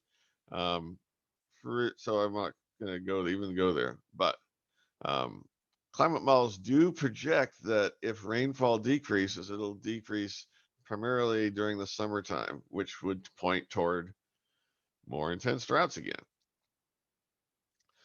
But there is lots of variability of rainfall in Texas, which means in that sense, the short answer of will drought be worse in 10 or 20 years than it was in the past decade? The answer to that depends upon natural variability more than any climate trend. On a decade to decade scale, climate trends are relatively small in comparison to things like El Nino and La Nina and some slower variations of the climate system that take place as well. Now, if variability is increasing, then that's a problem. And actually, if you just look at the past 50 years or so, variability has increased a great deal. So if it's your impression that rainfall has become more variable, you're right, it has. But that's probably not a real long-term trend, because if you look back farther, you find it was quite variable back in the early 1900s as well. So this is probably just the randomness of the weather that we've experienced a large increase in variability recently, or at least primarily variation of the weather. The amount by which interannual variability is supposed to increase according to climate models, variability increased maybe by 2% per degree of global warming. So really not much. But now if you're thinking about things from the impact on the natural environment, next question is, do plants need as much water? And that seems like the obvious answer would be, well, of course they do. It's hotter. They need more water. But it's actually a little more complicated than that, because the primary driver of the warmer temperatures is a greater concentration of carbon dioxide in the atmosphere. But carbon dioxide also has an important direct effect on plants. That's where they get the carbon to make carbon-based molecules that plants are made of. And to get the carbon from the atmosphere, they take it in through the stomata, which is where the plants lose water vapor. Well, if you've got a carbon dioxide rich atmosphere, if we talk about it from a plant perspective, ooh, great, we got more carbon dioxide. Then the stomata don't have to be as open to get in as much carbon dioxide, and they don't lose as much water. So you actually have plants that are more water efficient because of the carbon dioxide. And so it's actually a bit of a trade-off between whether thinks that they need as much water, they don't, but if it's going to be hotter, are they still going to be using as much water? Well, it looks like that they do become more water efficient, but probably not water efficient enough to make up for the increasing temperatures. But that's a complicated one as well. We'll see how that goes. Let's see, just had a question about what are the two blue trend lines. This is sort of just the envelope of the extreme driest years and the envelope of the extreme wettest years. And the envelope has been expanding, but that's a short-sighted view of the envelope, because if you did the same thing going all the way back, it would be almost a uniform envelope. So just there to illustrate those. Okay, so the other question that came up in the chat that I didn't address because I couldn't give you a good answer until at this point was what about the evolution of the ecosystems?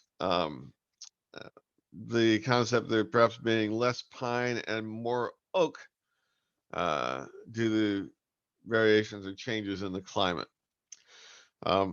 So the specific ecosystem we get is, as I said, largely a product of the climate. So if we become warmer and effectively drier,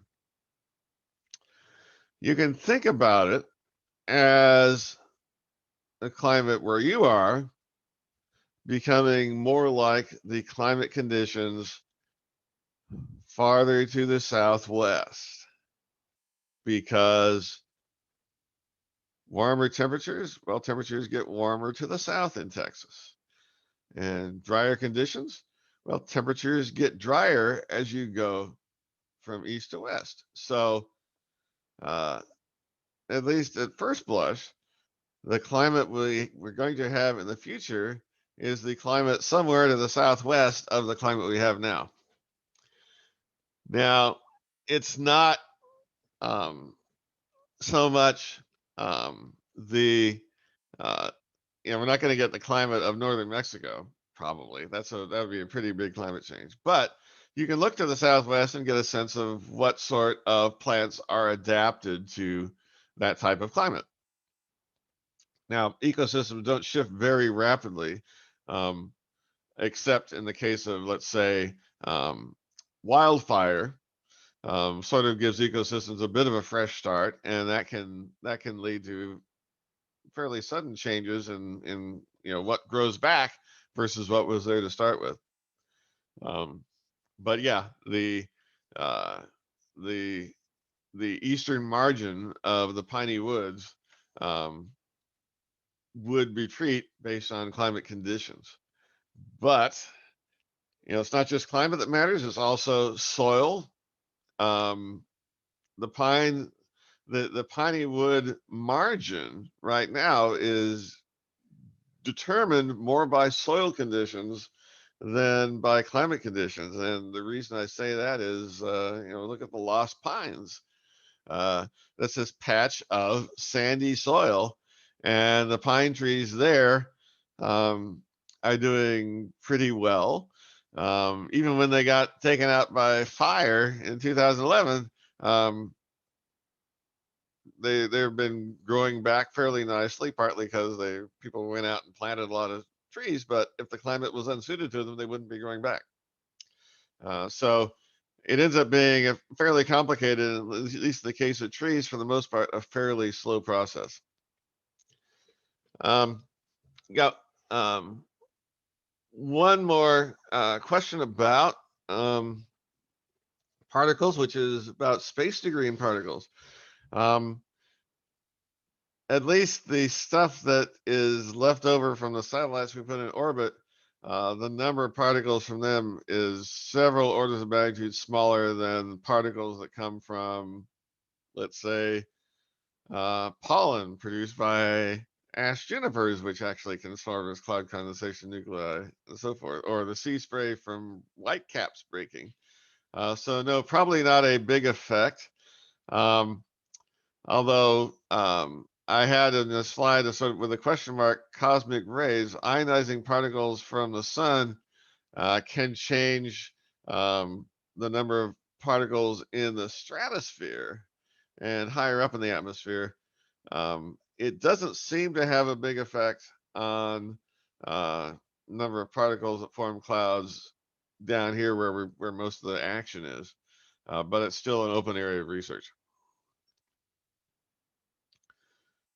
Okay, so bottom line, there's a couple of indicators here that say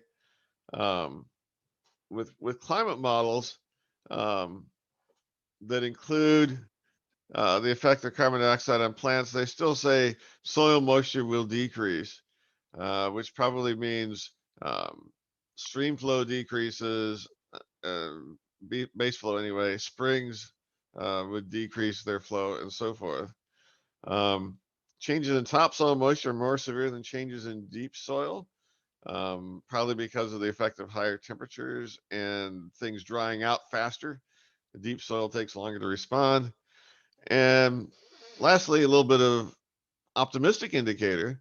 When the earth was warmer and we had higher carbon dioxide concentrations, we did have greater amounts of plants. So drought may have serious local impacts in some parts of the globe, but it's not universally problematic for plants. It's more of, the issues related changes in range, changes in species.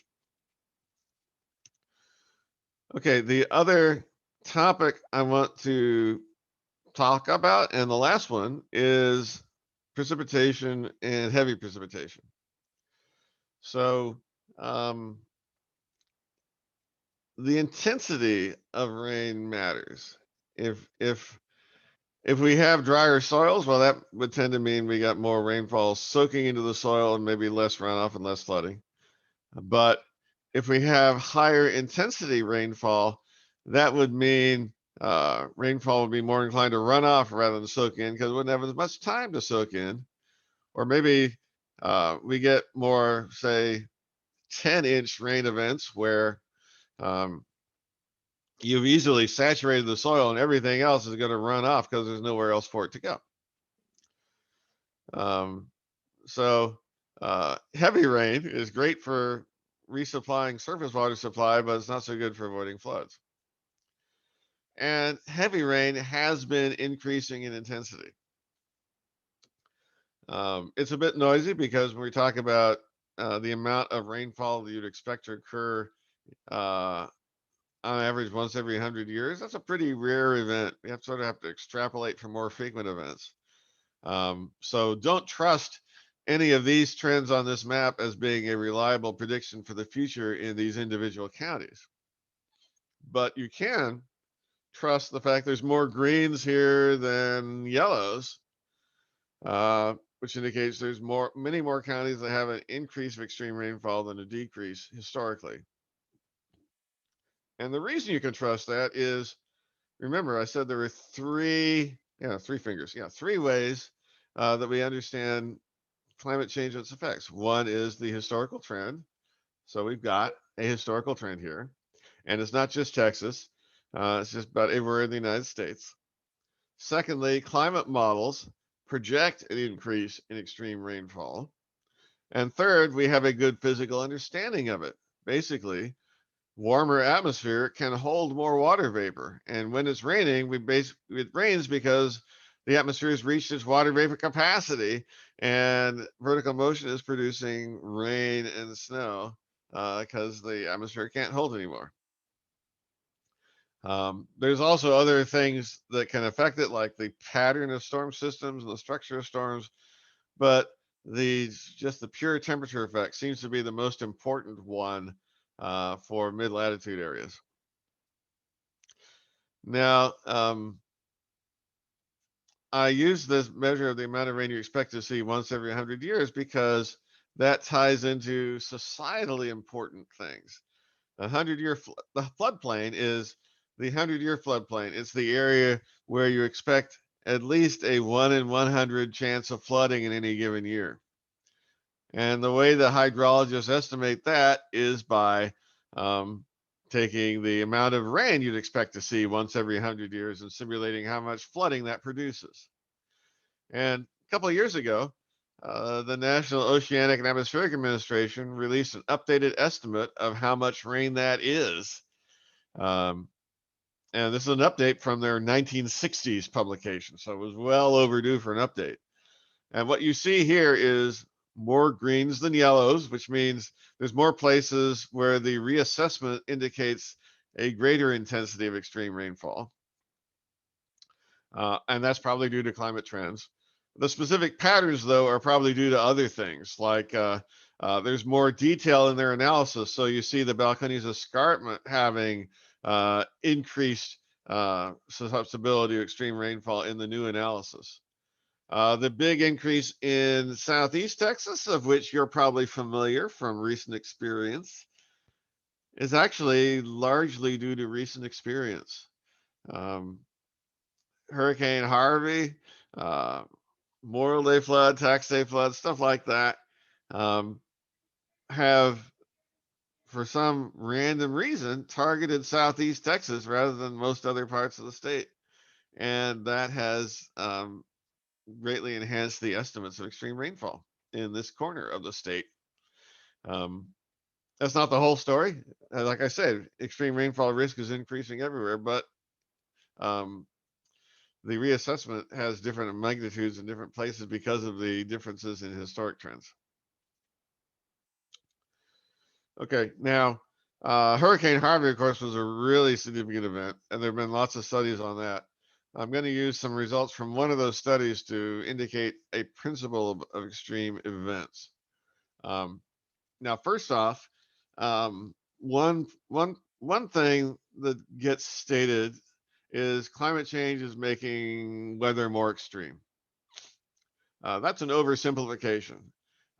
In fact, climate change is making a lot of forms of extreme weather more extreme, but it's not like it's more extreme because the climate's running hotter and therefore it's like an overheated engine or something like that. Each type of extreme weather has a different set of causes and a different set of ways climate change influences it. To see that very simply, consider extreme temperatures. If temperatures get warmer over time, then the number of warm extremes is going to increase because you're outside the bounds of your historical trends. But the number of cold extremes will decrease because you're staying inside the bounds of historical temperatures more frequently. And in fact, despite some of what you might have read about the February extreme cold in Texas has become less frequent and less extreme over time. Climate models project that it should become less frequent, less extreme over time. And we understand why that is. It's because most of our cold weather comes from the Arctic. And the Arctic is warming faster than the rest of the globe is. Okay, second principle about extremes is, when you talk about, and I've mentioned it, extreme weather becoming more extreme in terms of more frequent and more intense. That sounds doubly bad. More frequent and more intense. Well, actually, it doesn't necessarily work that way. This is a plot of the return period of certain amounts of extreme rainfall based on an analysis of that area in the Gulf of Mexico I highlighted on the previous map. And the way you can read this is you can take a look at a particular rainfall amount, say 41 inches, which is the 3-day total in Liberty, Texas, which is one of the 13 long-term climate stations they looked at. So we'll define Harvey as 41 inches in 3 days. Well, based on the analysis of historic rainfall amounts, something that extreme should only happen on average once every 9,000 years at any given station. Or is it once every 20,000 years at any given station? Well, it depends on whether what matters is the blue curve or the red curve. So what are they? Well, the blue curve is an assessment of the risk of extreme rainfall back in the year 1900. The red curve is an assessment of the risk in 2017. So this graph is saying that a rainfall event like Harvey, while unlikely to be repeated anytime soon at any given location, was actually made 3 times more likely by virtue of the observed trend in extreme rainfall and by the underlying cause of that, warmer temperatures. So increase in frequency by a factor of 3. Now, we could also say, well, what about an event that happens once every 9,000 years? How intense would that have been in the year 1900? So we can look down rather than across and find that would have been about 34 inches of rainfall. So Harvey was made about 20% more intense because of climate change.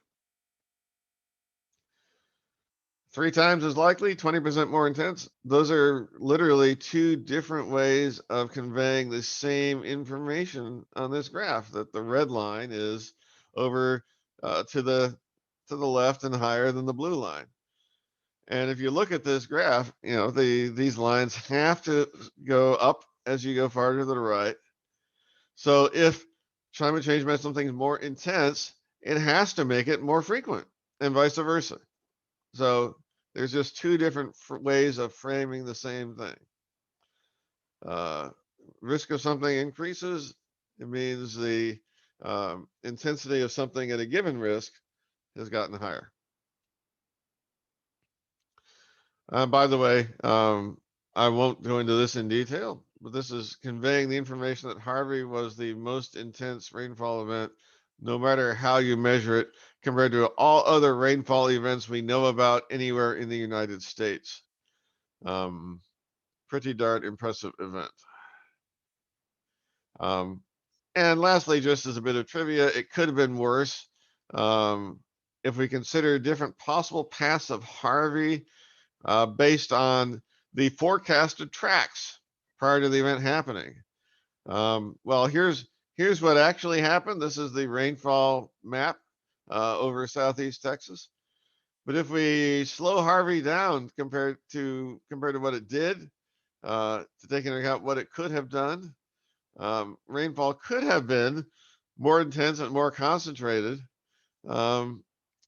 compared to what actually happened. And that would have been like, well, at least 45 inches of rain all the way along the Brazos River from Hempstead to Lake Jackson, and an average of 50 inches in Fort Bend County. And that's just changing the speed of the storm. It's not changing where it made landfall. If you haven't made landfall farther to the northeast, then this whole rainfall pattern could have been farther to the northeast also. What's the point of saying that? Well, go back to this graph here. There is a finite chance of events even worse than Harvey, whether or not you take into account climate change. Harvey was not the worst possible. It's the worst that we're likely to see because the odds are so low. But for people who worry about worst cases, like operators in nuclear power plants, where worst cases matter, gee, it does seem to have an effect.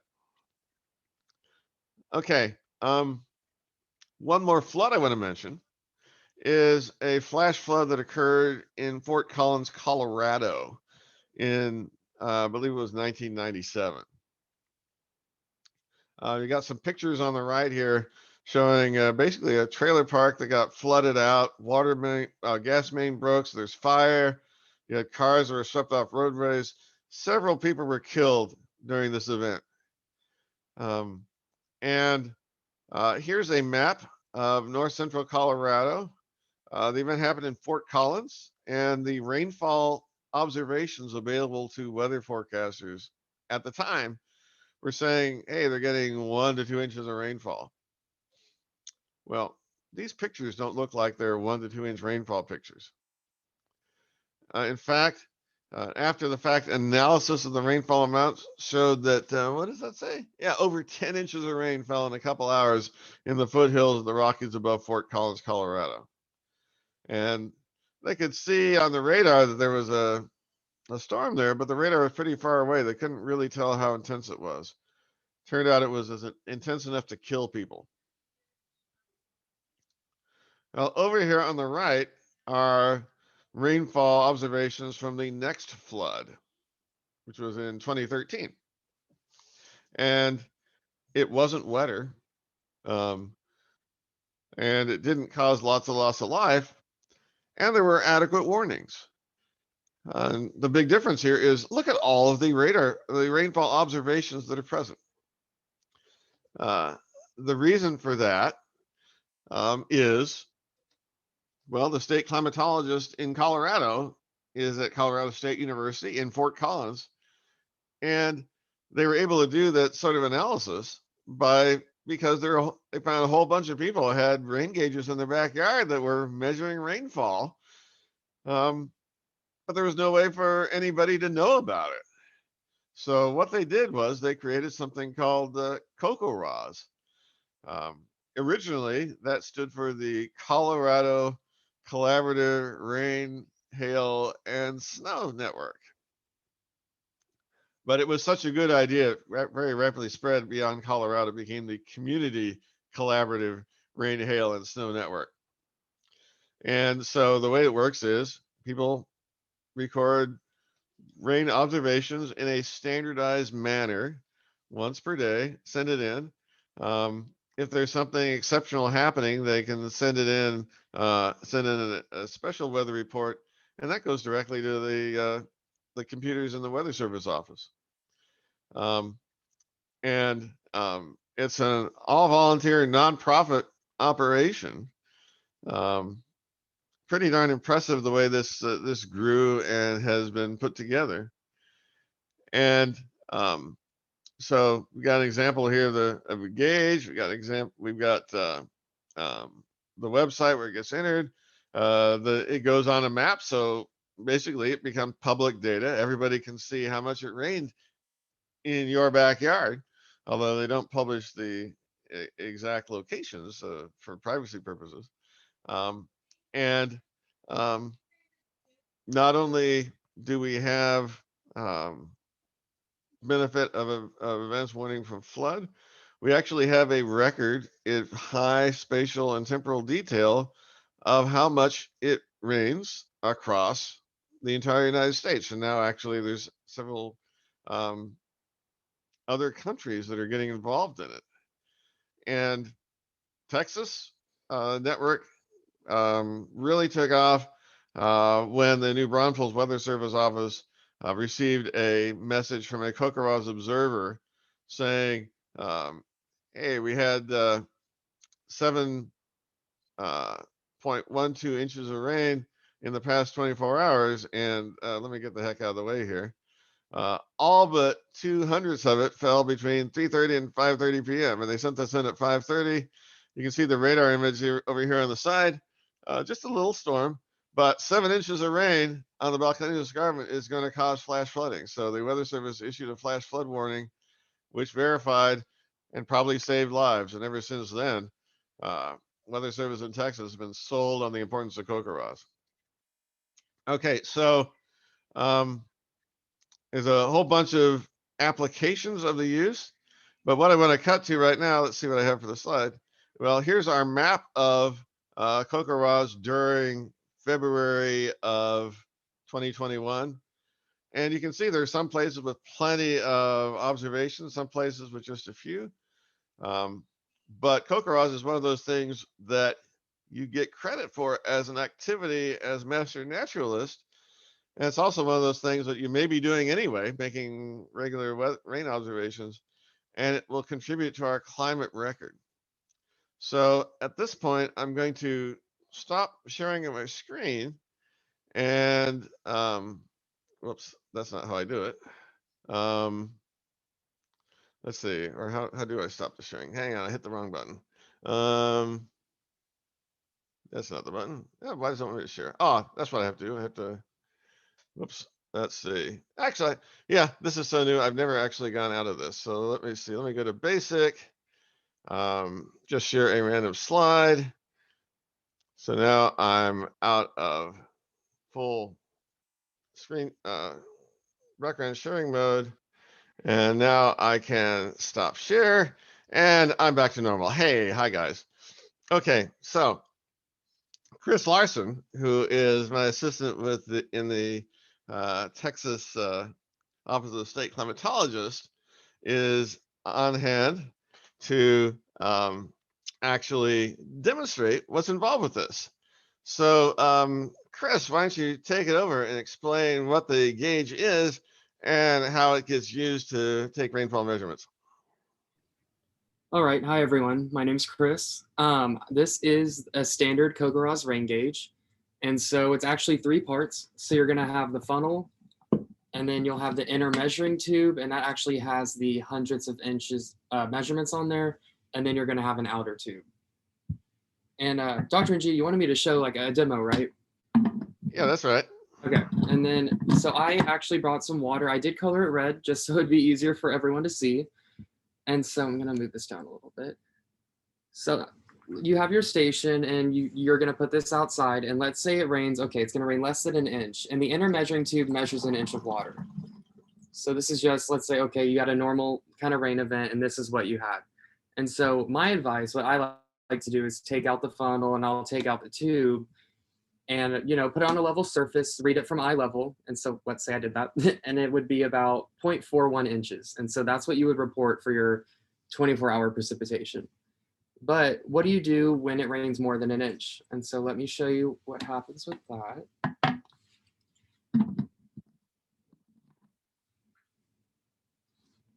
Okay, so let's say it rains more than an inch. So it's gonna fill up that inner tube. I'm gonna pick this up a little bit. And then it actually has kind of a lip or kind of an opening, and it'll go into the outer tube. And so total, this outer tube actually holds 10 inches of water. So this thing can hold up to 11 inches of water. And so when it's time for you to measure, you're gonna take out that inner tube. Oh my gosh, sorry, I'm trying not to make a big mess. And so this is 1 inch of rain. And so you're gonna write that down, and you have 1 full inch of rain. Let me pour this out without getting it everywhere. Well, I kind of got it somewhere. And then you're gonna have all this extra that's still in the outer tube. Sorry, I'm trying to maneuver. And so you still have this funnel, it kind of wedges in there. So you kind of just put it in there, and you know, you have 1 inch, and then you're gonna continue doing this. And I believe it'll be under an inch, but if you had another inch, you do the same thing, you know, go to the tops, write it down, okay, I have 2 inches or whatever it may be. And so this is about 0.44. And so your measurement for that day would be 1.44 inches. And so also with Kogaraz, they do accept snow measurements. And so I know that's not a big thing for all of us here in Texas, but I'll just mention some stuff for the snow. So when you have this funnel, if you leave it like this, the snow will actually catch in the funnel and it'll clog. It won't go through into the gauge, into the inner measuring tube. And so when you have snow in the forecast, you're gonna take out the funnel and you're gonna take out the inner tube. So this is all you're gonna have out when it's gonna snow. And so, 1 second, sorry, let me get my stuff. And so when it snows, you're gonna have all the snow in here. And there's 2 main measurements that you need. And so one of those is the depth of new snowfall. And so what that means is find like, you know, around your station, like a uniform layer of snow, and, you know, just put a ruler like straight down into the ground perpendicular and measure the depth of the new snowfall. Some people do like to have something called a snowboard, and that's like a 16 by 16 inch wooden plank that's painted white, and they'll mark it in their yard and it'll be like level, and you just, you know, put your ruler there and you'll see the depth of the new snowfall. The second main measurement is the liquid water equivalent of that snowfall. And so you're gonna have all your snow in here, and you're still gonna have this. So what you're gonna do is put some warm water in the inner measuring tube. Make sure you write down exactly how much water you put in there. And then you're gonna pour it in here with the snow, let it melt, and then do the same thing I just did, you know, put the funnel on there and pour it in there and measure how much liquid water equivalent of snow that you had. And then subtract the warm water that you had in here, because you don't wanna add in that warm water that you added. Some people, sorry, not some people, but say you forget to, say you didn't know it was gonna snow, so you didn't take out your inner tube or your funnel. And so what you can actually do is kind of with that same thing with the depth, find like a level piece of your ground or uniform snow, and you're just gonna invert this. It's called a snow core. And you just kind of put it in perpendicular, get a spatula, you know, put it between the ground and the gauge and flip it over.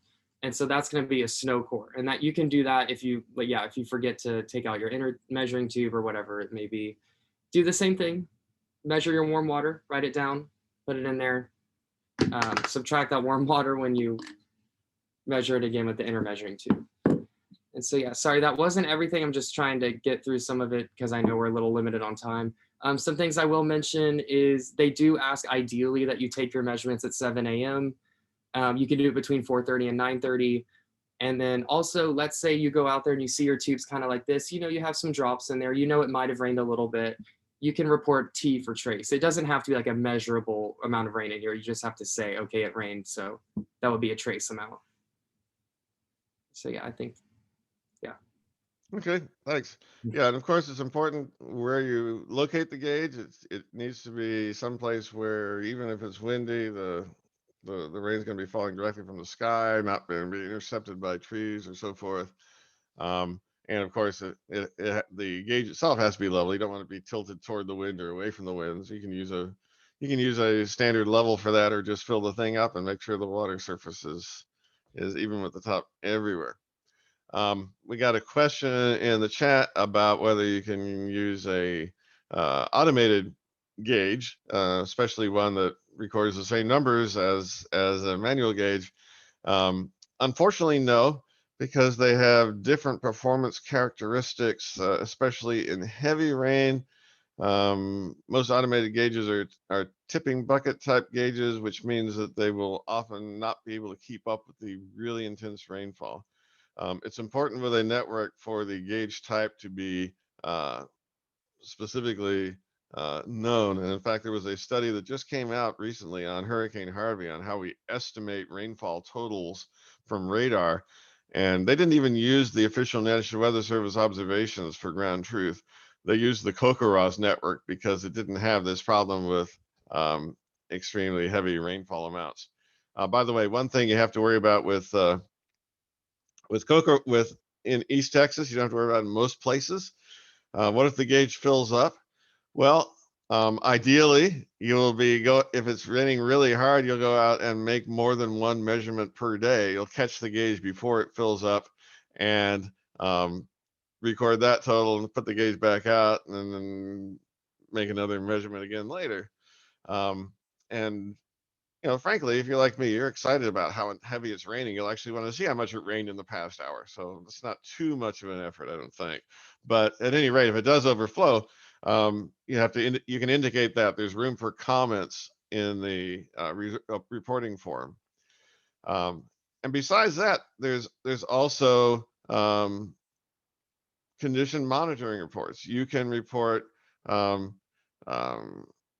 when phenological events happen. We're getting the leaves appearing in the oak trees now on this date, or stream flow is unusually low, stock tank is dried up, what have you. You can report that as frequently as you like.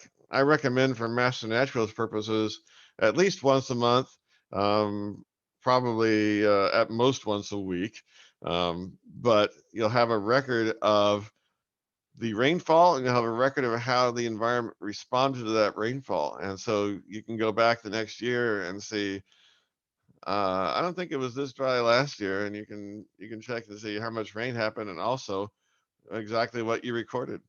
You can even take pictures. I don't think there's a mechanism in CocoRoss to submit pictures, but there are other collecting means for doing that.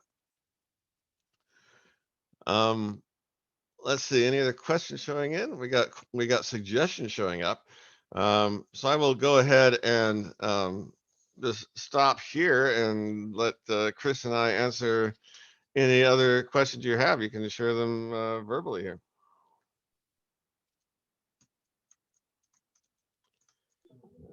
And meanwhile, Okay. I sent my email into the chat so you can contact me afterwards if you got any questions. Yep, so this is everyone's chance to chime in if you have anything else you'd like to ask John and Chris.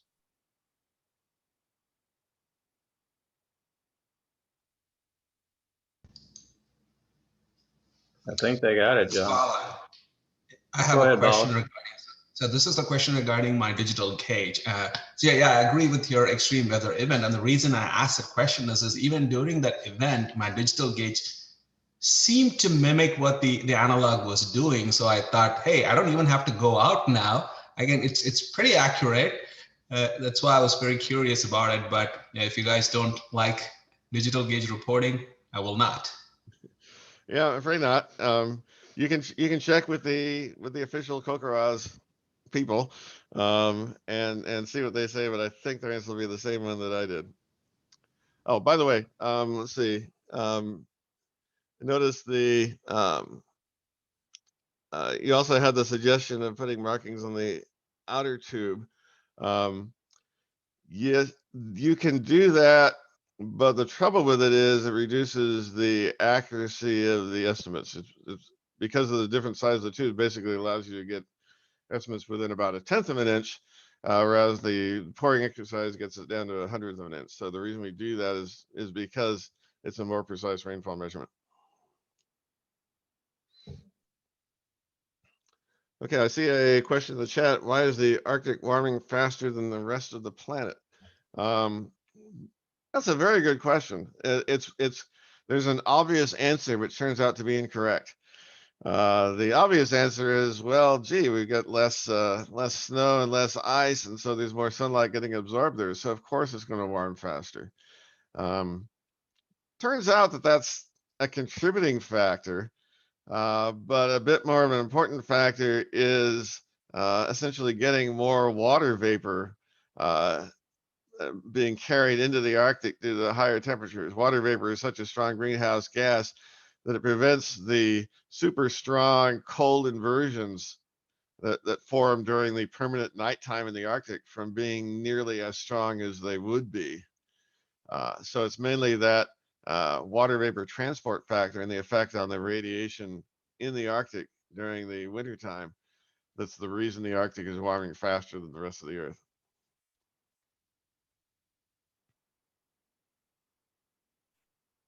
Oh, and thank you for the compliment. Got a comment. Interesting subject. Climatology is more complicated than one would think. And yes, I pride myself on making things sound complicated. So for those of you who are interested in becoming Kokoraz reporters, we have the ability to buy 12 gauges at a time, which saves us about $10 per gauge. So if 12 of you would like me to get some in, and then you could pick them up at the forest, at Jones Forest, then let me know. It takes about a month or so for them to come in, but it really is pretty fun to go out every day. It's like, what's it going to be today? What are we going to find in the tube? Is it a spider? Is it water? Yeah, should they just send you an email, Carolyn? Yep, just shoot me an email. And the price of the gauge is? The price of the gauge is $42 if you buy it singly, and if I buy it in bulk, and it's only $32 a gauge. Okay. All right, I think John, Chris, we just wanted to thank you again for taking the time to make us a little smarter this morning. So it was very, very interesting, and I certainly enjoyed it. Sure. And for the rest of the group, I think we've been at it for 3 hours. So I think we're going to call it a day. The next class is going to meet May 15th, and we shift all the way from archaeology and climate, weather, and Kokoraz into mammals, herpetology, wildlife laws and ethics, and good stuff like that. I will not be here for that class. I've got duty with grandkids, so I've been seconded to do something different that day. But one of our training committee members, Lisa Tuck, will lead the way, as well as Carolyn. So we will see everybody May 15th. So, all right, thank you again. Thanks, John. Thanks, Chris. Thanks, John. Thanks, Chris. You're welcome. Hi, Carolyn, while you're still here. Yeah. This is Jessica. Is the Heartwood chapter affiliated with the program that Native Plant Society of Texas is doing on May 5th at Carl Barton Park? And actually, yes, the Heartwood members started the Pines and Prairies chapter. So we've kind of looped into that also. On the same date, we're having a kayaking trip to the far side of Spring Creek to a bluff that people don't usually have access to. So So yes, both of those are going on the same day. So did you have a question about the Carl Barton? Yeah, because I live right down the road. Is that open? Is that you? I know, right? Is that event open for volunteer or for interns just to go and? Yeah. Oh yeah. Okay. Yeah. The person who's leading the walk, Martin Simonton, Uh-huh. is an expert at spotting and identifying native plants, and it's just amazing to walk around with him and see him go, oh, this is a whatever, and we need seeds from this, and Yeah. we need to propagate more of these, and this is an invasive, we need to pull these out. So their goal is to have a demonstration garden, a demonstration native plant garden at that park, because so many people do go. And Yeah, that's our park. Yeah, we tend to do a lot of things that are where people normally go, who do already have native plants as something they're interested in. So having it at a sports field is going to allow us to spread the word about how important natives are in the environment. And that's one of the reasons I think that the president picked that spot was, we're not just preaching to the choir, we're going to be able to get more people interested in native plants. So they would love to have you go and take part in that. Yeah, I just wanted to put that out there and just see what kind of event, and if it was something that was just open to the interns. Oh, absolutely. Whatever you see in the bulletin, in the newsletter, on the calendar, keep checking the calendar, and whatever you participate in that's outside of this class counts for advanced training hours or volunteer hours. And if you get your 40 hours of advanced training, 40 hours of volunteer training and 8 hours of advanced training, then you can actually do what's called double certifying in 1 year. You would have the pin that says I certified for this year, not just the pin that says I finished all my intern training. Oh, cool. Nice, right? Yeah. And this year we have the Cytox Grandma as our pin. It's very pretty. So yeah, so we hope we see you out there. Yeah, I'm planning on going. It's my day off. I'm like, this is perfect. That is so perfect. I'm so glad you asked, Jessica. That's awesome. If anybody else gets a chance to go out to Carl Barton Jr. Park in Conroe, please do. Actually, Eric can even tell you more about it, because Eric is on the board with the Pines. I saw that. I was like, Eric Wahlberg, right? Yes, Eric Sounds Wahlberg. familiar. So, there he is. Yep. Cool. So yeah, we got some really people who got very excited about joining the Pines and Prairies group and getting it off the ground, and it looks like this is the year that it's going to really take off. Awesome. I think they have 58 members, and they just started earlier. Wow. This year. So yeah, lots of people are excited. So cool. Thank you for answering my questions. Oh, no problem. And next time we meet, I hope we get to do some more icebreaker questions so we can learn more about each other. Okay. So I will see y'all next. Is it next Saturday? I think it's next Saturday. Carolyn? No, 2 weeks, Carolyn. 2 Saturdays. Good. Yeah. Good. Yeah, Awesome. So yeah, Denise, you got a question? Yes, Carolyn, do we count this? Hi, do we count this as 3 or 4 hours? We went 4 hours, didn't we, Scott? you count whatever's on the schedule. That's for everybody. So whatever we've listed on the schedule, that's what you enter, because we really don't have any way to predict how long the presenters go, long or short. If it goes short, you claim the hours. If it goes over, then you add the extra and you get a benefit. So. Right. All right. Thank you. Yeah, that's kind of nice to be able to add a couple of little extra knowledge, extra hours. It's great. Yeah. Thanks so much, Scott. I appreciate it. Thank you. We'll see y'all. We'll 2 weeks. Catch up with y'all later. I'm going to end the meeting. See ya. Thank you. Bye.